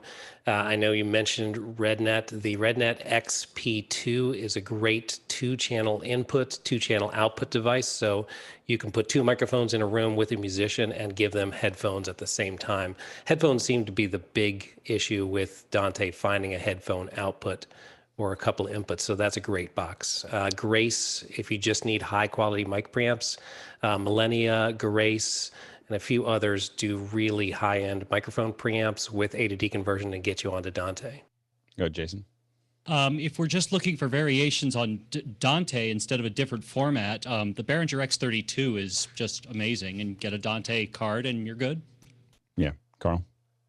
So if you're recording and you're not streaming and not broadcasting, so Dante is really good for the streaming and the broadcasting and remote control. If you're recording and someone's in the room, then I would steer away from Dante and I'd go AVB. So this is where Pro Tools is. Motu has a cheaper system but uses the same protocol. AVB is much better for the recording setup than Dante. Dante is really good for broadcast and streaming, those kind of setups. This setup is far better. As Jeff was said, you want to find a headphone, this will do it. You will want to probably add preamps to this because this will have line level in for most of these. You can get ones with mic preamps, but you want to have your own preamp matched to the microphones you're using, and then this handles everything else. And this will be a fraction of the cost of a Dante setup that's not X32, and this will get you the resolution of 192, really high resolution as well, which most Dantes will go to just broadcast standard, which is 2448. And I will say that we use X32 racks all the time as stage boxes because they just give us this Swiss Army knife that we put into the room that is its own mixer if it needed to be, can grab onto the footage. It's not as good at, the preamps are great, but not incredible. But it gives us a ton of control, and it's completely drivable from software. So if it's on the network, you can go in and change anything you need, and you have more control than you would have. And then that room can run on its own if it needed to as well. So something to think about. Next question. I'm sorry, Danny Law in Malaysia is looking for a comparison. He says, between the Sound Devices MixPre 2 series and the Focusrite Claret series, are both mic pre's pretty much equivalent in the quality of the audio captured for recording works? Go ahead, Jason. Not even close. Yeah. Their MixPre really is in its own realm. Yeah, the preamps on the MixPres they're clean. So if you're looking for some kind of warmth or something else, then they're not, for a music thing, then they may not be what you want. If you want some of the cleanest ones for the money that are going to, I think that the noise floor is like -128 or something like that. If you take them into the field, you now have the ability to go to 32-bit float. And so there's just an enormous amount of capacity inside the MixPre. And I think that the preamps are the quietest that I've ever used. So, again, there's some people that use other preamps because of the flavor that they add to the audio. But if you just want crystal clear audio that is a super low noise floor, I would recommend the MixPres or any of the Sound Devices stuff, because I think they all use the same preamps now, what they call, I think, cashmere. Next question. Douglas Carmichael says, has anyone had experience with analog audio transport over Cat5 like the Sound Tools range? Can you run analog over Cat5 through a patch panel? Go ahead, Jeff, and then Jason. Yes, you could. I wouldn't. Go ahead, Jason, and then Carl. Almost word for word. Yes, you can. Just understand there's no magic happening here. There's no transport. You're basically just using teeny, tiny little things that, you'd be better off served with analog. So, don't do it. Yeah, go ahead, Carl. So these are really good in live situations, like where the sound isn't being recorded. Not necessarily live to the front of house, more live back to monitoring. So if you want to run the monitors back to the stage, when the audio doesn't matter. They work great. But if you're recording or streaming in any way, then no, don't use this as like a analog snake. It's not very good. But it is really good to have headphone returns back to the stage, because the quality of in ears is not going to be that good anyway. So it's perfectly for that. Jeff. A key thing to think about is, even if you are using shielded Ethernet cable, Cat5 cable, sorry, I won't say Ethernet. Cat5 or Cat6 cable that's shielded, you are shielding 4 pairs. So you could still get crosstalk amongst those 4 pairs. So it's not as good as individual analog. If you go to a digital system, then you will not get crosstalk between things. So Dante, you will not get any crosstalk. Next question. Eric Price in Leavenworth, Kansas is in. He says he's looking for a description or diagram on how or where the split occurs in an audio chain to allow for separate mixes, one for in-room and one for streaming audio for hybrid worship services. Go ahead, Carl. So this is where Dante comes in really cool with like an X32, like the rack version. So what you can actually do, your outs. So you can have 16 coming in, and then you can have those 16 going out in 2 different ways. But Dante allows 2 different devices to be on the same network and hear the same channels. So you can have one mixing for front of house and one mixing for the stream. So Dante is really good for this particular thing in these kind of live streaming and front of house environments. Go ahead, Leo. So a lot of people actually will do it straight in the X32 or the XR18. Both of them have a USB out, so you take it out there and you make a mix out of there rather than having to have 2 separate devices. It does limit your actual control and your listening because you're actually really listening to one mix, or unless you want to switch between the mixes, and that's quite complex for certain operators. But what I would also do is I would always add a I'd add some sort of limiter in there so that the noise going out or the levels going out on the mix to this stream are actually slightly louder than you would normally expect to have, because otherwise people always complain, say, can you turn it up? But you want to limit it so that it doesn't go over -0. Go ahead, Jeff. So commonly when this gets added to smaller tech churches, then we have a front of house mixer and we take an auxiliary send, which allows us to take every one of our inputs and use a separate mix. So here you can see coming from the left, all our inputs come in, we get modified, we get EQ, compression, all those kind of things. If you follow along the top line, sorry, I don't have my telestrator set up. You go right out to the outputs and assign, but down here you have 2 pre or post feeds, which gives you a separate level control out to a separate mix, and that would go to streaming. To that, I would add in room mics so that you can hear things that are not amplified through the PA.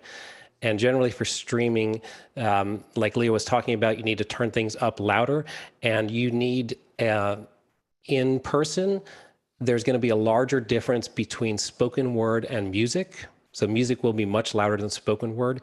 So usually you need to boost your spoken word quite a bit for the stream so that people aren't having to grab their volume control as you go from music to spoken word. Go ahead, Leo. Yeah, the only thing I would add to where Jeff has said, and he's absolutely brilliant points, is that we don't actually do it. You were saying you take it as an aux out on an analog out. We would always take it digitally out, because once we're in digital, we want to stay in digital. So we go out of the USB, out of a mixer. Also, we're expecting nowadays to bring Zoom back in again, which means that we will mix Zoom in, and we want to do that on the desk and not in the computer and not externally, because it's just going to be a mess long term, because we feel that this is going to become more and more important, that the person operating the sound understands that they are also mixing an additional source, which is Zoom, and they're bringing it in, but they're having a mix minus that they have to deal with. Next question. Morgan Price is up next, and Morgan says, looking for how people minimize sound reflections from their computer monitors for Zoom and other live recording sessions, just mic position and angling the screen or other tips, or put a blanket over screen sometimes for podcast recording. Bill and then Carl. So we're talking about microphone patterns as one thing that can help you. And let me see if I can pop this up here. These are the typical patterns and 3-dimensional graphs of them. You can see the cardioid pattern in the upper left is mostly grabbing sound from the front part of the microphone. If you look in the bottom right corner, that supercardioid, you'll see there's a little lobe in the back that's going to be more sensitive from the back than will the cardioid pattern. So simply picking the right kind of microphone can be the first step in reducing screen reflections coming back into the mic. Go ahead, Jason. I'm sorry, Carl and then Jason. So SM58, if you need to be close to the monitors, SM58, where the back of the microphone is pointing directly at the monitor, if you need to be square on, I would put everything at angles. So have your monitor at an angle to your microphone, have everything at angles. If you're recording and you're not doing a podcast, get away from your monitors, get away from electronic equipment, and go into another part of the room, up against the curtains, something soft. But if you're doing something like what we're doing now, then an SM58 with the back of the microphone directly at the monitor will get rid of those reflections, but also just turn your monitor 10 degrees so it doesn't come directly back at you. So just 10 degrees, it'll be a little bit orthogonal for you. If you're using a teleprompter, that's even better because it will reflect it down. Just make sure you have something soft on the desk so it doesn't bounce straight back up again and come back at you. Do not use a condenser under any circumstances when you're close to monitors, so no condensers. So SM58 is your best friend. High LPR40, but you'd have to have the high LPR40, with the back directly at the monitor, which is a little bit different than how we use it mostly on screen. All right, go ahead, Jason, and then Rupert. Everything he said, and also, yes, the angle matters quite a bit. It's the reason that you can't see any light reflecting on Alex's glasses. You need to choose your angles, and also, don't put your desk against the wall. That's going to be a much bigger thing than your monitor. Get a big enough monitor, put it far enough away, and put your camera ever so slightly above the monitor, and maybe a foot back in my case. Rupert. It was just that's actually what I have. I have one monitor kind of lower and another one above my monitor set back, and that's kind of where my camera is. It maybe helps a little bit. I was just wondering also whether the people who have curved monitors have a bigger problem with this. Does that just act like a big parabolic antenna and just reflect everything back at them? We've had specific problems with curved monitors. I mean, with mics, like you definitely focuses, if you get just in the right place, it focuses a lot of reflection back into it. So probably where the monitors look best too. Yeah, exactly. Next question. Next question comes from Rupert McCrae again in Dallas. What is RME in terms of audio and direct audio and audio interfaces? Go ahead, Todd. Rupert, I'm so glad that you asked this. Everybody always loves Carl's slides, but I actually prepared this lovely website for you. RME is absolutely my favorite audio company. I use all of my devices are RME devices, and I want to show you two things really quickly, if I may. One is this. Can you see that? You can, right? Yes, we this can. Is the the RME drivers are extraordinary. And this is the Total Mix software. So any of you who've ever used Focusrites may recognize that this doesn't look like yours. So what you'll see here are three rows. The top row are all physical inputs. The middle row are playback devices, playback channels, and then the bottom row is our physical outputs. So whenever let me just get this so I have control over it. There we go. So when I click on any one of my physical outputs, you'll see that I have different mixes for what I need to hear depending upon the physical output. So I can send something to my other computer, to headphones, to anything else, and be able to have instant mixes. And then, as if that weren't enough, on my big thing that you're hearing me through now, the UFX, there is also, here we go. There's also the ability to record direct to USB, 64 channels at once. It comes in what looks like a stereo file, but then breaks out in Pro Tools or Reaper or whatever into 64 different audio tracks. So that takes all of the weight of recording off your computer. What I'm showing you now, however, is the remote control. They changed this to be a USB remote control, but all of the buttons that you see are assignable as shortcuts. So if I want to change my headphone level, I just touch this and then move the dial and I can change my headphone level. Or these are actual presets, which give me my Zoom settings immediately, or different different mixes that I've set up in that Total Mix software that I showed you before. And I'm done. Thank you for listening. The perfect answer. All right, we're going to move on. Next question. Can't hear you. There you go. I'm sorry, Rupert McCrae is up next, and he says, is there a fundamental difference between small audio mixers with pot faders and those with slider faders, or is that just a matter of console real estate? Go ahead, Carl. The pot faders, so we're talking small audio mixers, there's no difference. You get more granularity, you get more, like let's say the smaller Behringer ones or the smaller, cheaper ones. Some of the really tiny ones will just have little pot faders for their levels for the channels. Gain will usually be a pot fader. So that'll be at the top of the channel. That'll usually be a pot fader. But the levels, the whole point of the levels is two things. One, it's easier to motorize. So that's one thing. And two, it's easy to just visualize. So you can actually put masking tape down back in the old days and say, this is a level for each of these channels. Really hard to do that with a pot. You know, you need a little bit of white out and mark a line. But with those sliding faders, you've actually got a lot of lines on there. And so you can actually take a photograph. You can do a lot of things if you don't have motorized faders to where you can get back to that settings. You know, this is for the really cheap, like $100, $150, you know, Behringer and like fader, you know, but they'll have like 4, 6, 8 channels. But that's where it is. It comes to flexibility of recall by just looking at it. You can actually look at it very quickly and know if you're down or up. With pot faders, you have to look at it really closely, you know, to notice if you're, you know, at, 12 o'clock, whatever. Good, Courtney. And most faders, even some of the cheap ones these days, are all using VCA or digitally controlled faders. So they're either using an optical encoder as that knob or the fader. So there's no real resistance, variable resistance. There's no audio running through it anymore, usually. They're just controlling a control voltage to a voltage control amplifier of some sort, or a digital DSP of some sort. Jason? Well, and for those of us who have been behind a mixer a lot, the 100mm faders are like touch typing. You get to the point where like you don't have to look down and think about it because your fingers know in space where they are, and that's the real benefit to me. And if you need to fade it multiple channels at one time, it's really hard to do with pots. so you have little dials and you're trying to like set something up as opposed to being able to do what you need to do with it. So it is pretty powerful to have. I mean, I'll always have, faders over knobs if I can have them. Next question. George Sita in Webster Grove, Missouri is up next with audio chain is a Rode NT1000 Mackie 1202 VLZ Pro preamp line out to Scarlett 18i8 with multiple controls, trim and fader on channel strip, main out from the mixer, fader and Focusrite control software, plus the Zoom audio. What is the best practice for setting the levels? Go ahead, Bill, and then Jason. Do some internet research on the term gain structure. There's all the professional manufacturers in their manuals in the early days, particularly for the small mixers, would walk you through setting a gain structure, starting with the sound source, moving through the inputs, the trim pots, then the channel selectors, and then the outputs to get everything balanced so that everything does its job as well as possible at every stage in this gain structure. That's the professional way to do it. Go ahead, Jason. So the easiest way that I can think to do this is with a tone generator, and you tone the whole thing all the way through. You set it with PFL, and you get everything to unity gain. Yeah, gain structuring is what you're after here, and then from there it's pretty simple. Go ahead, Carl.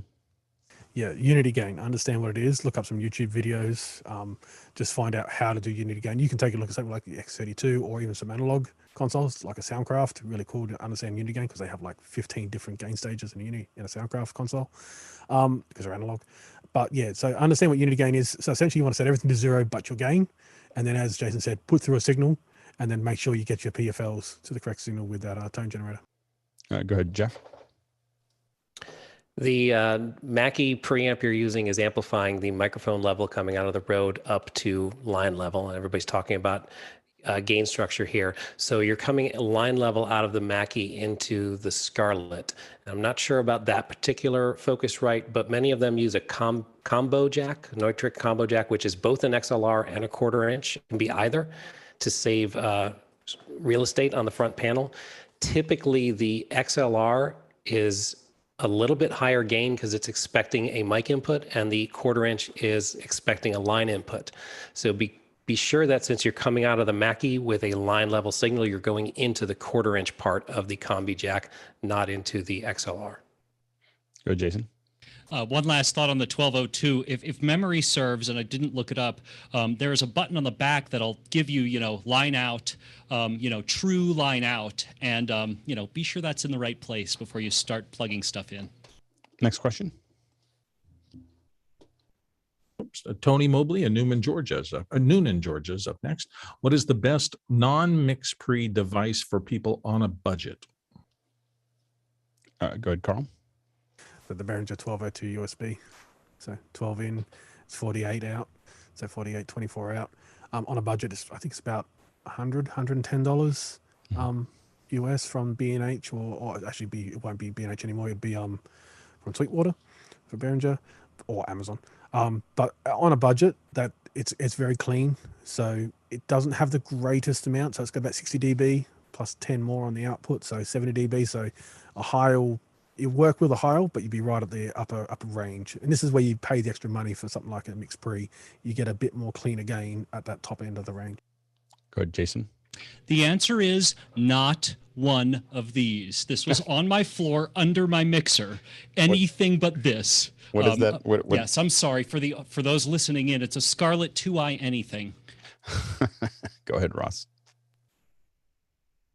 Nothing's really close in the budget range to the overall what the Mix Pre 3 or 6 has, but I haven't used it, but I've seen really good reviews for the Zoom PodTrack P4, I think. It's about $200, and what it does have that the Mix Pre has is it has the ability to record and the ability to do some mixing features. And from what I understand, the preamps are far better than the preamps in the Zoom Handy recorders. Todd, did you have a... I was just... You muted yourself.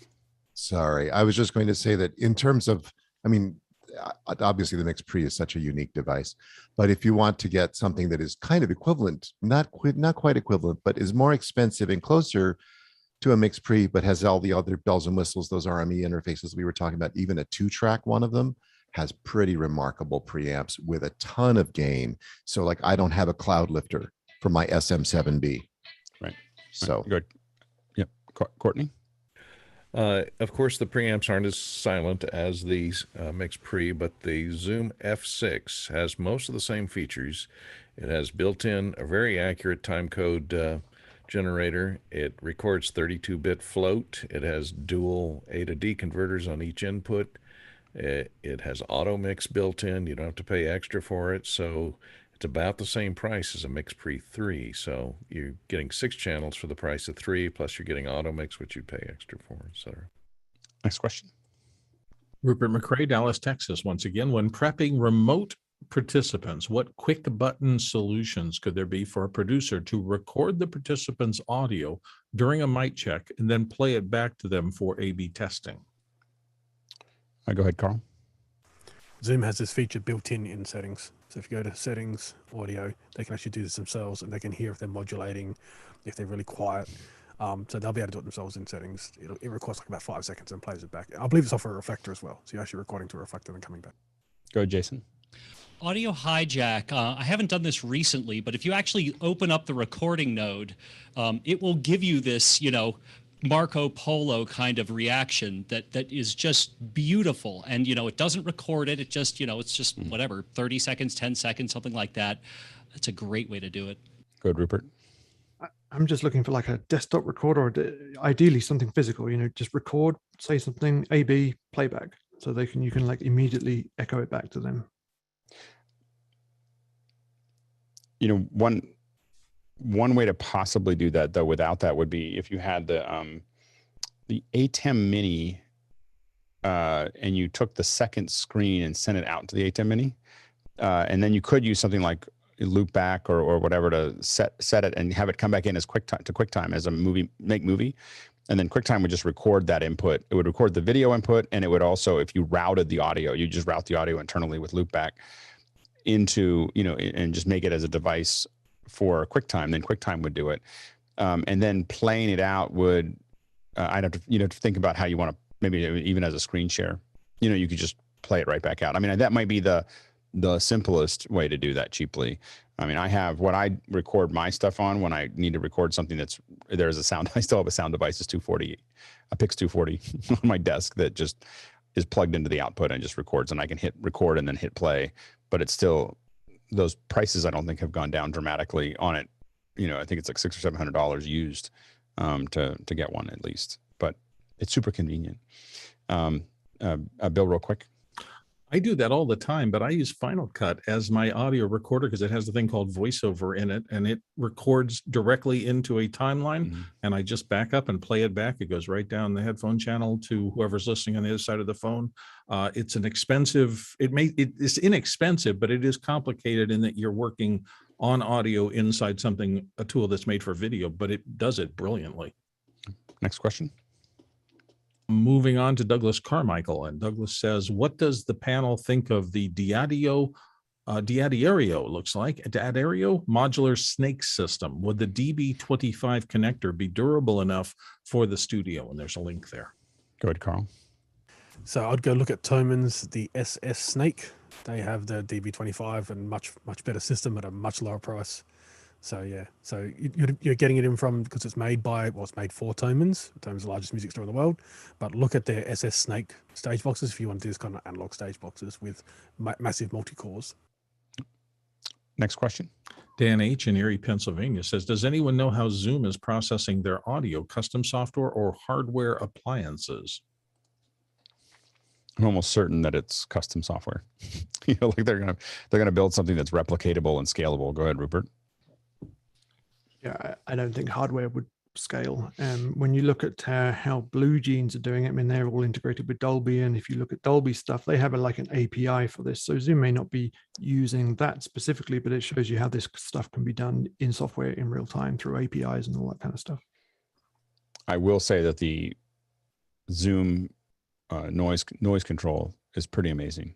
Like it will, for voice, once you get into music, it annihilates it really quickly. But when it comes to voice, their ability to pull voices out of noise is we always, when we go through the mic check, a lot of times we'll go, oh, that person's noisy, just turned off, and it sounds okay.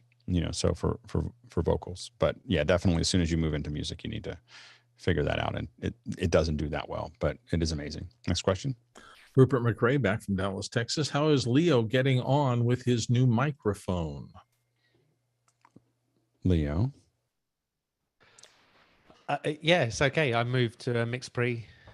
Sorry, I haven't. I've moved to PR40 today, and it came in a box, and I put it up. And so far, the biggest problem I have is that Ken keeps on telling me I'm not loud enough because he's trying to get me to get a mix pre. Go ahead, Ken.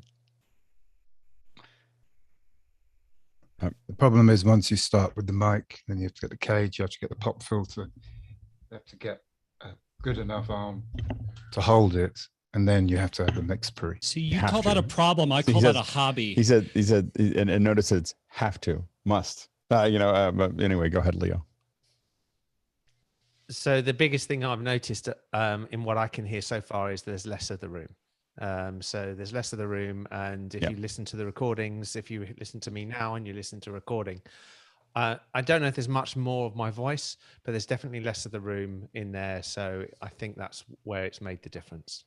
I mean, that's the big thing that the Heil gives you is the off-axis rejection is super high, and so I know that I was using the 103, which is I think the same as what Chris has, and the Neumann, and I just found that I picked up too much room noise. Go ahead, Chris. So the question is, and actually it dawns on me, we have every iteration to do the experiment. Alex, in your opinion, if you had to choose between a Heil to reject background noise or the noise assist, if you had to choose between one of those, now you're using both. Mm-hmm. I have the noise assist on a condenser mic. It's a 102, by the way. Right. And Leo has the Heil. Only Bill can afford the 103. And Leo has the Heil with no noise assist. So we have all three iterations of things you can do to. Well, I can still hear a little bit of hiss in Leo's audio that would go away with the noise assist, like a slight touch of noise assist on top of it. If I had to choose between the Heil and noise assist, I would absolutely get the Heil. Like, the hardware of being able to do it, mostly because then I could get the noise assist later. But I think that you can still hear a little hiss when Leo opens his mic, and that's what the noise assist would eliminate.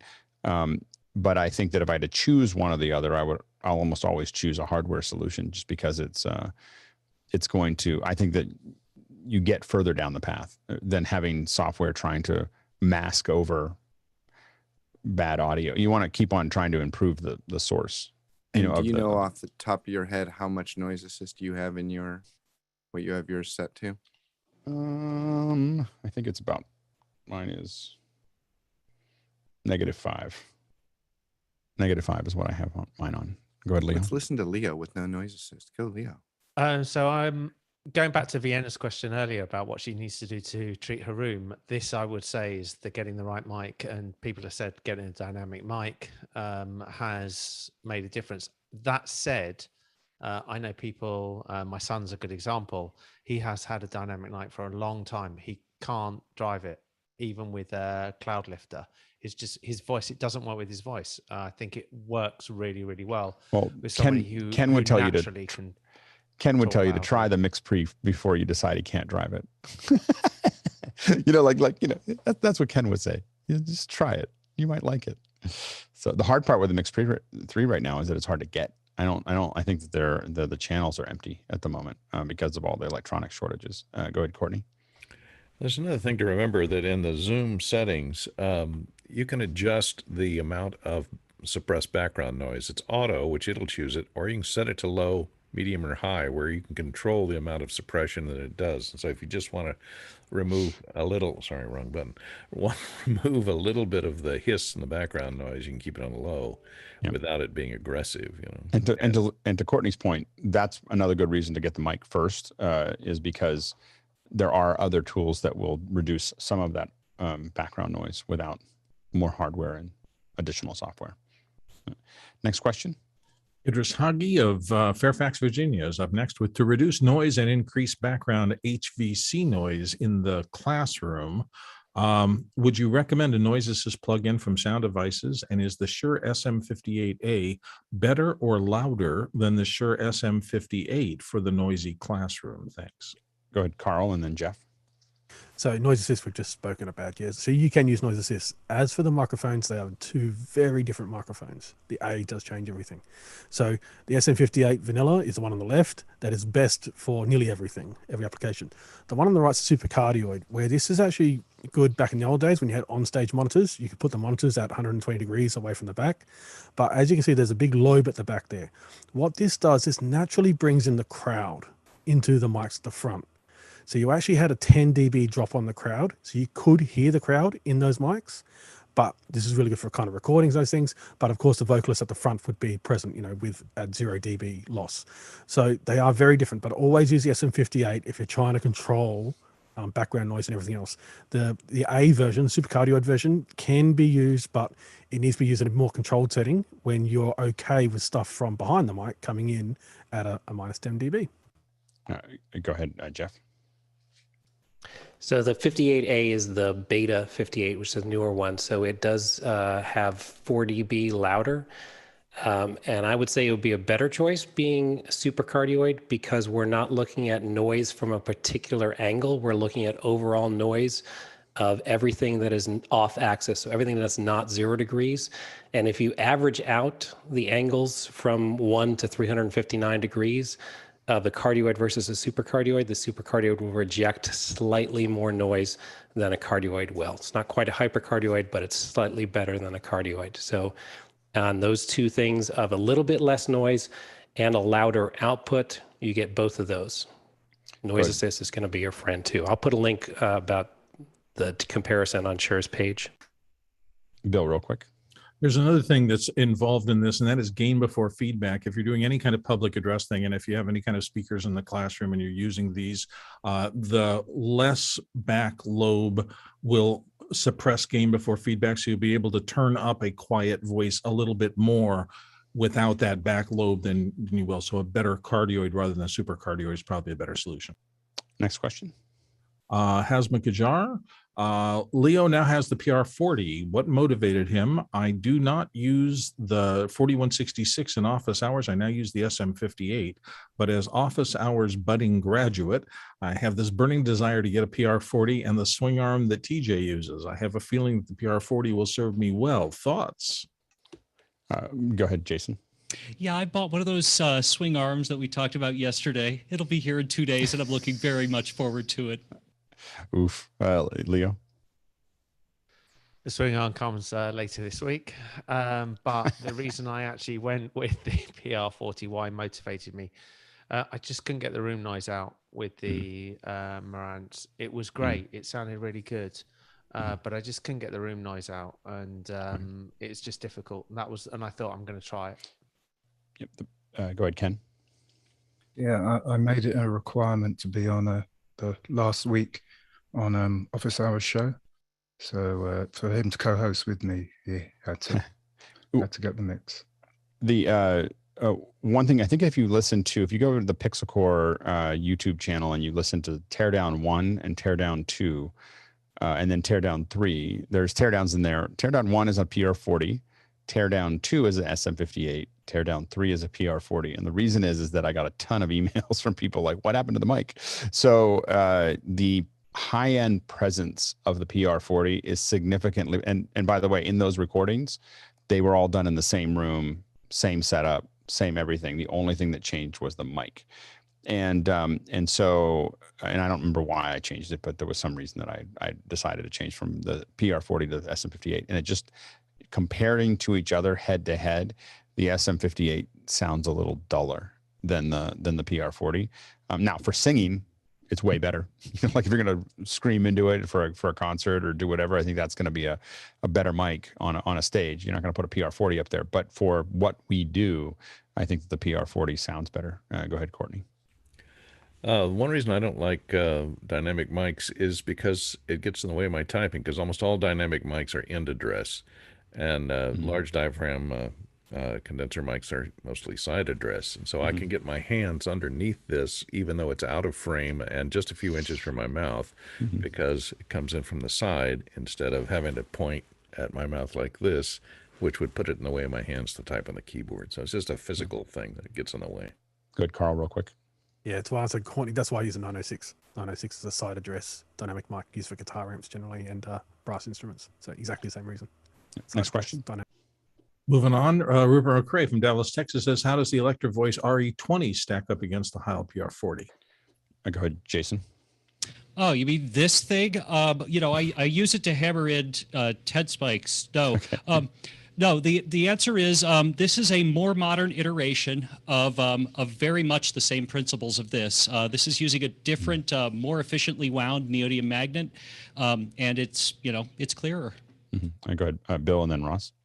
Yeah, we used RE20s a lot in radio. That was one of the most popular ones in the 70s, 80s, and 90s. And to me, it's a Coke or Pepsi. I mean, there are little differences in them, but everybody's voice is a little different too. There's probably going to be more efficiency in the Heil than there is in the Electro Voice. But in terms of if you boost them to the same level and you swap them back and forth, most people wouldn't be able to tell much difference depending on the voice. If your voice has a lot of high-end content, for a woman, for example, it might be more compatible with that voice for one or the other of them, but they're both large diaphragm condensers that are solid as a rock.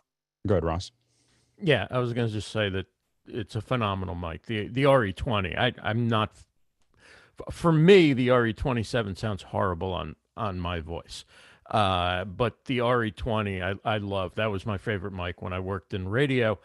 But I find for being at home and also being on video, for me, the SM7B, a little more flexible, looks better on video, I think. So it's really a personal choice. If you test these, you're probably going to find you're pretty close in all of them. But every voice is different. Every use case is different. I found that the RE20 is a lot less forgiving. The condenser mic is going to be a lot less forgiving about the room, so than the dynamic, and so that gets to be more of a problem when you're in a studio that isn't treated. Yeah, go ahead, Jeff. RE20 is dynamic. RE20. I'm sorry. Oh yeah, it's absolutely. They're both large diaphragm dynamic. Yeah, there was. Yeah, it just has a different port system to reduce proximity effect. Humbucking. Yeah. So. I don't know why I thought that. All right. Obviously, I haven't used an RE20 for like 25 years. Anyway, next question.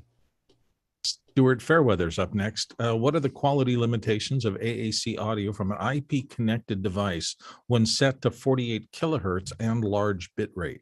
Go ahead, Carl, and then Jeff. You can't change it. So whatever you get is what you're going to get. That's how you're going to mix it in. You can't compress it. You can't EQ it. So all those kind of things you just can't do. It's a delivery format. It's a consumption format. It's not a ingest format. So LPCM, if your device has the option to do LPCM, that's what you want to convert it into. If you can't, then you got to make sure whatever's coming out of that device is the way it's going to be in the mix. That's it. Go ahead, Jeff. If the bit rate is large enough, MP4, which is AAC, Advanced Audio Codec, much better than MP3 for the same bit rate. And so if you're using a large bit rate of AAC, it's going to be pretty close to the original PCM audio, a lot closer than we used to be. Like Carl said, if you're going to do anything to it, any modification, it was designed not with that purpose in mind. So you need to use PCM if you're going to do anything, add stuff to it, mix it. But the quality is not such a worry as long as you're using a large bit rate. And the visual will be similar to like a JPEG. Like a JPEG is something that you can send to somebody, but it's not something that you want to do more color correction to. Let's jump to the next question. We're running out of time. Rupert McRae, Dallas, Texas. It seems like side tone is such an advantage to those who use it in terms of self-monitoring and awareness. Could this be another a recommendation for office hours participants? And really quick, Carl, and then Jason, and then Leo. So I'm just going to say that with my setup, I can actually do it. So channel 1 is what the mic I'm coming in through in. The final channel, which is channel 7 and 8, that's where you guys are coming in on. I can change that level. And the far right knob up the top there, that's my phones. And that's where I can mix it both into me. So I can hear myself and I can hear you guys and I can blend them. So I can make you guys louder and me softer or vice versa. Yeah, go ahead, Jason, and then Leo, real quick. Yeah, I've had to do this show without side tone, and I'm so used to it that it is bizarrely disconnecting, and I have to keep putting this out. So, yes, side tone is a great thing, and you need to know how you sound. Yeah, go ahead, Leo. Exactly the same. I'm live with side tone, and I can't live without it. Yeah, go ahead, Courtney, real quick.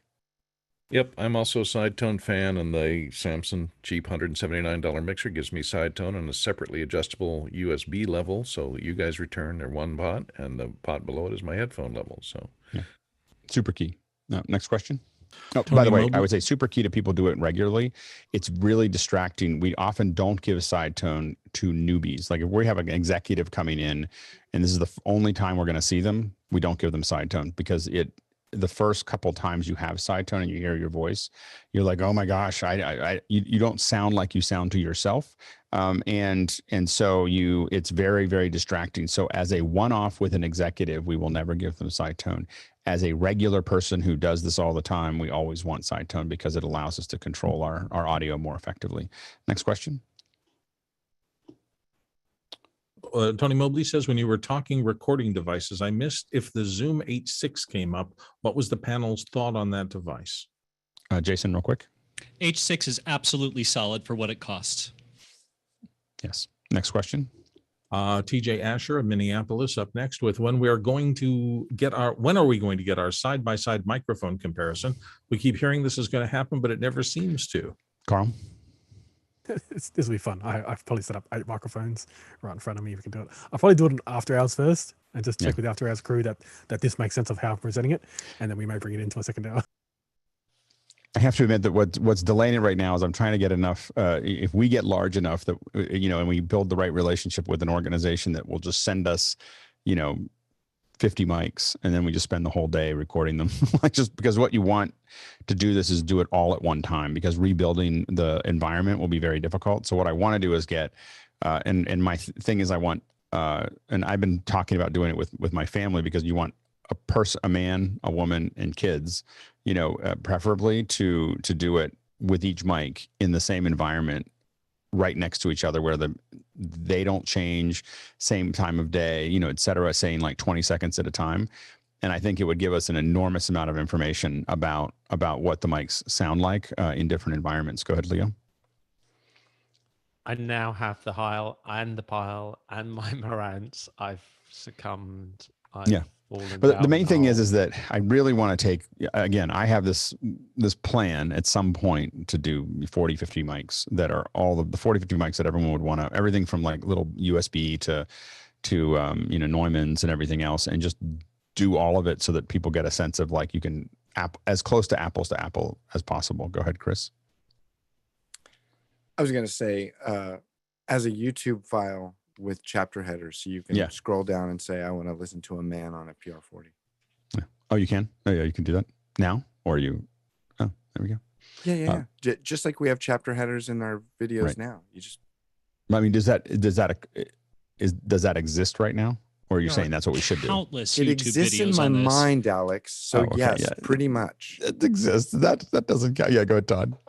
There's a guy, is it Booth Junkies? I forget, but there's a YouTube guy who's a voice actor and basically does every mic you've ever thought of in comparison. And the audio file is good. The audio quality is good. He's kind of amazing. I use him a lot, actually. That's podcastage. What is it? So say it again, Ken. Podcastage. Podcastage. Okay, very good. Next question. Douglas Carmichael's in next, and he says, I have a Waves Digigrid D audio interface with a main gain range for the line inputs. He's got a link there. Inputting a synth, would the mic or line inputs give me more protection against clipping specifically?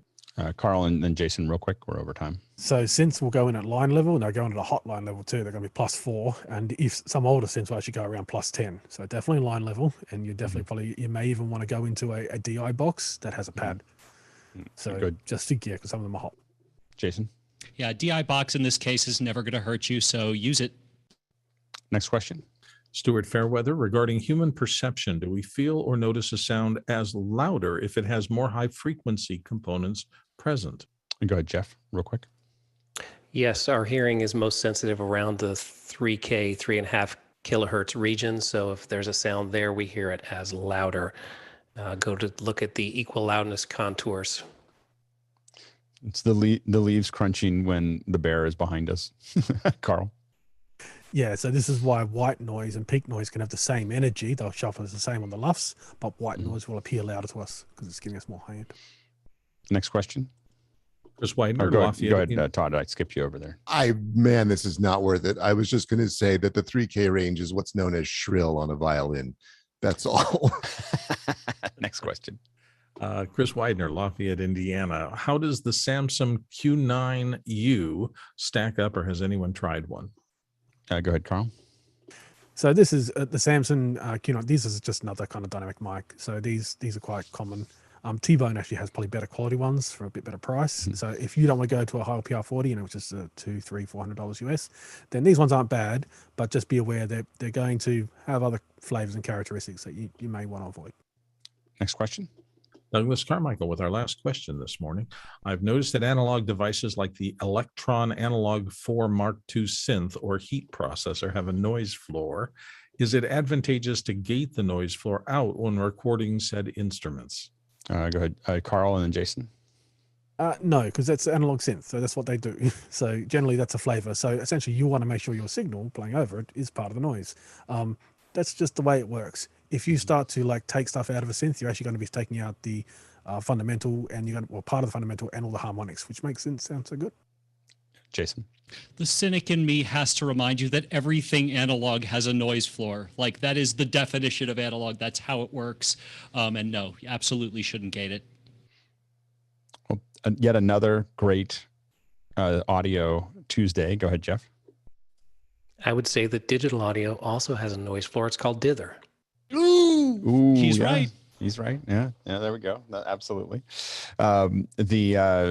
Another great Tuesday. It's great because we collect such a great group of audio files to answer your questions. And so Tuesday is a great day to bring those audio questions. And it's even when we have just an open day of just more questions, it filled up that hour quite nicely.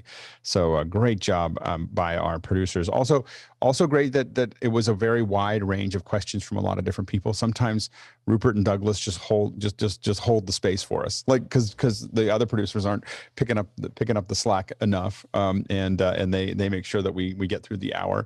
But I saw just people from all over the world asking questions, which is fantastic. And so great job to the producers for thinking those. And remember that you can go into Makana and put the question in anytime you want, any time of the day, in your notes section inside your profile. So if you have something that pops into your head, just put it up there, and then you have it for the next day or the next week or whenever it makes sense to. And we're going to keep on making that tool better. But you can save as many questions as you want there, and as they pop into your head during the day.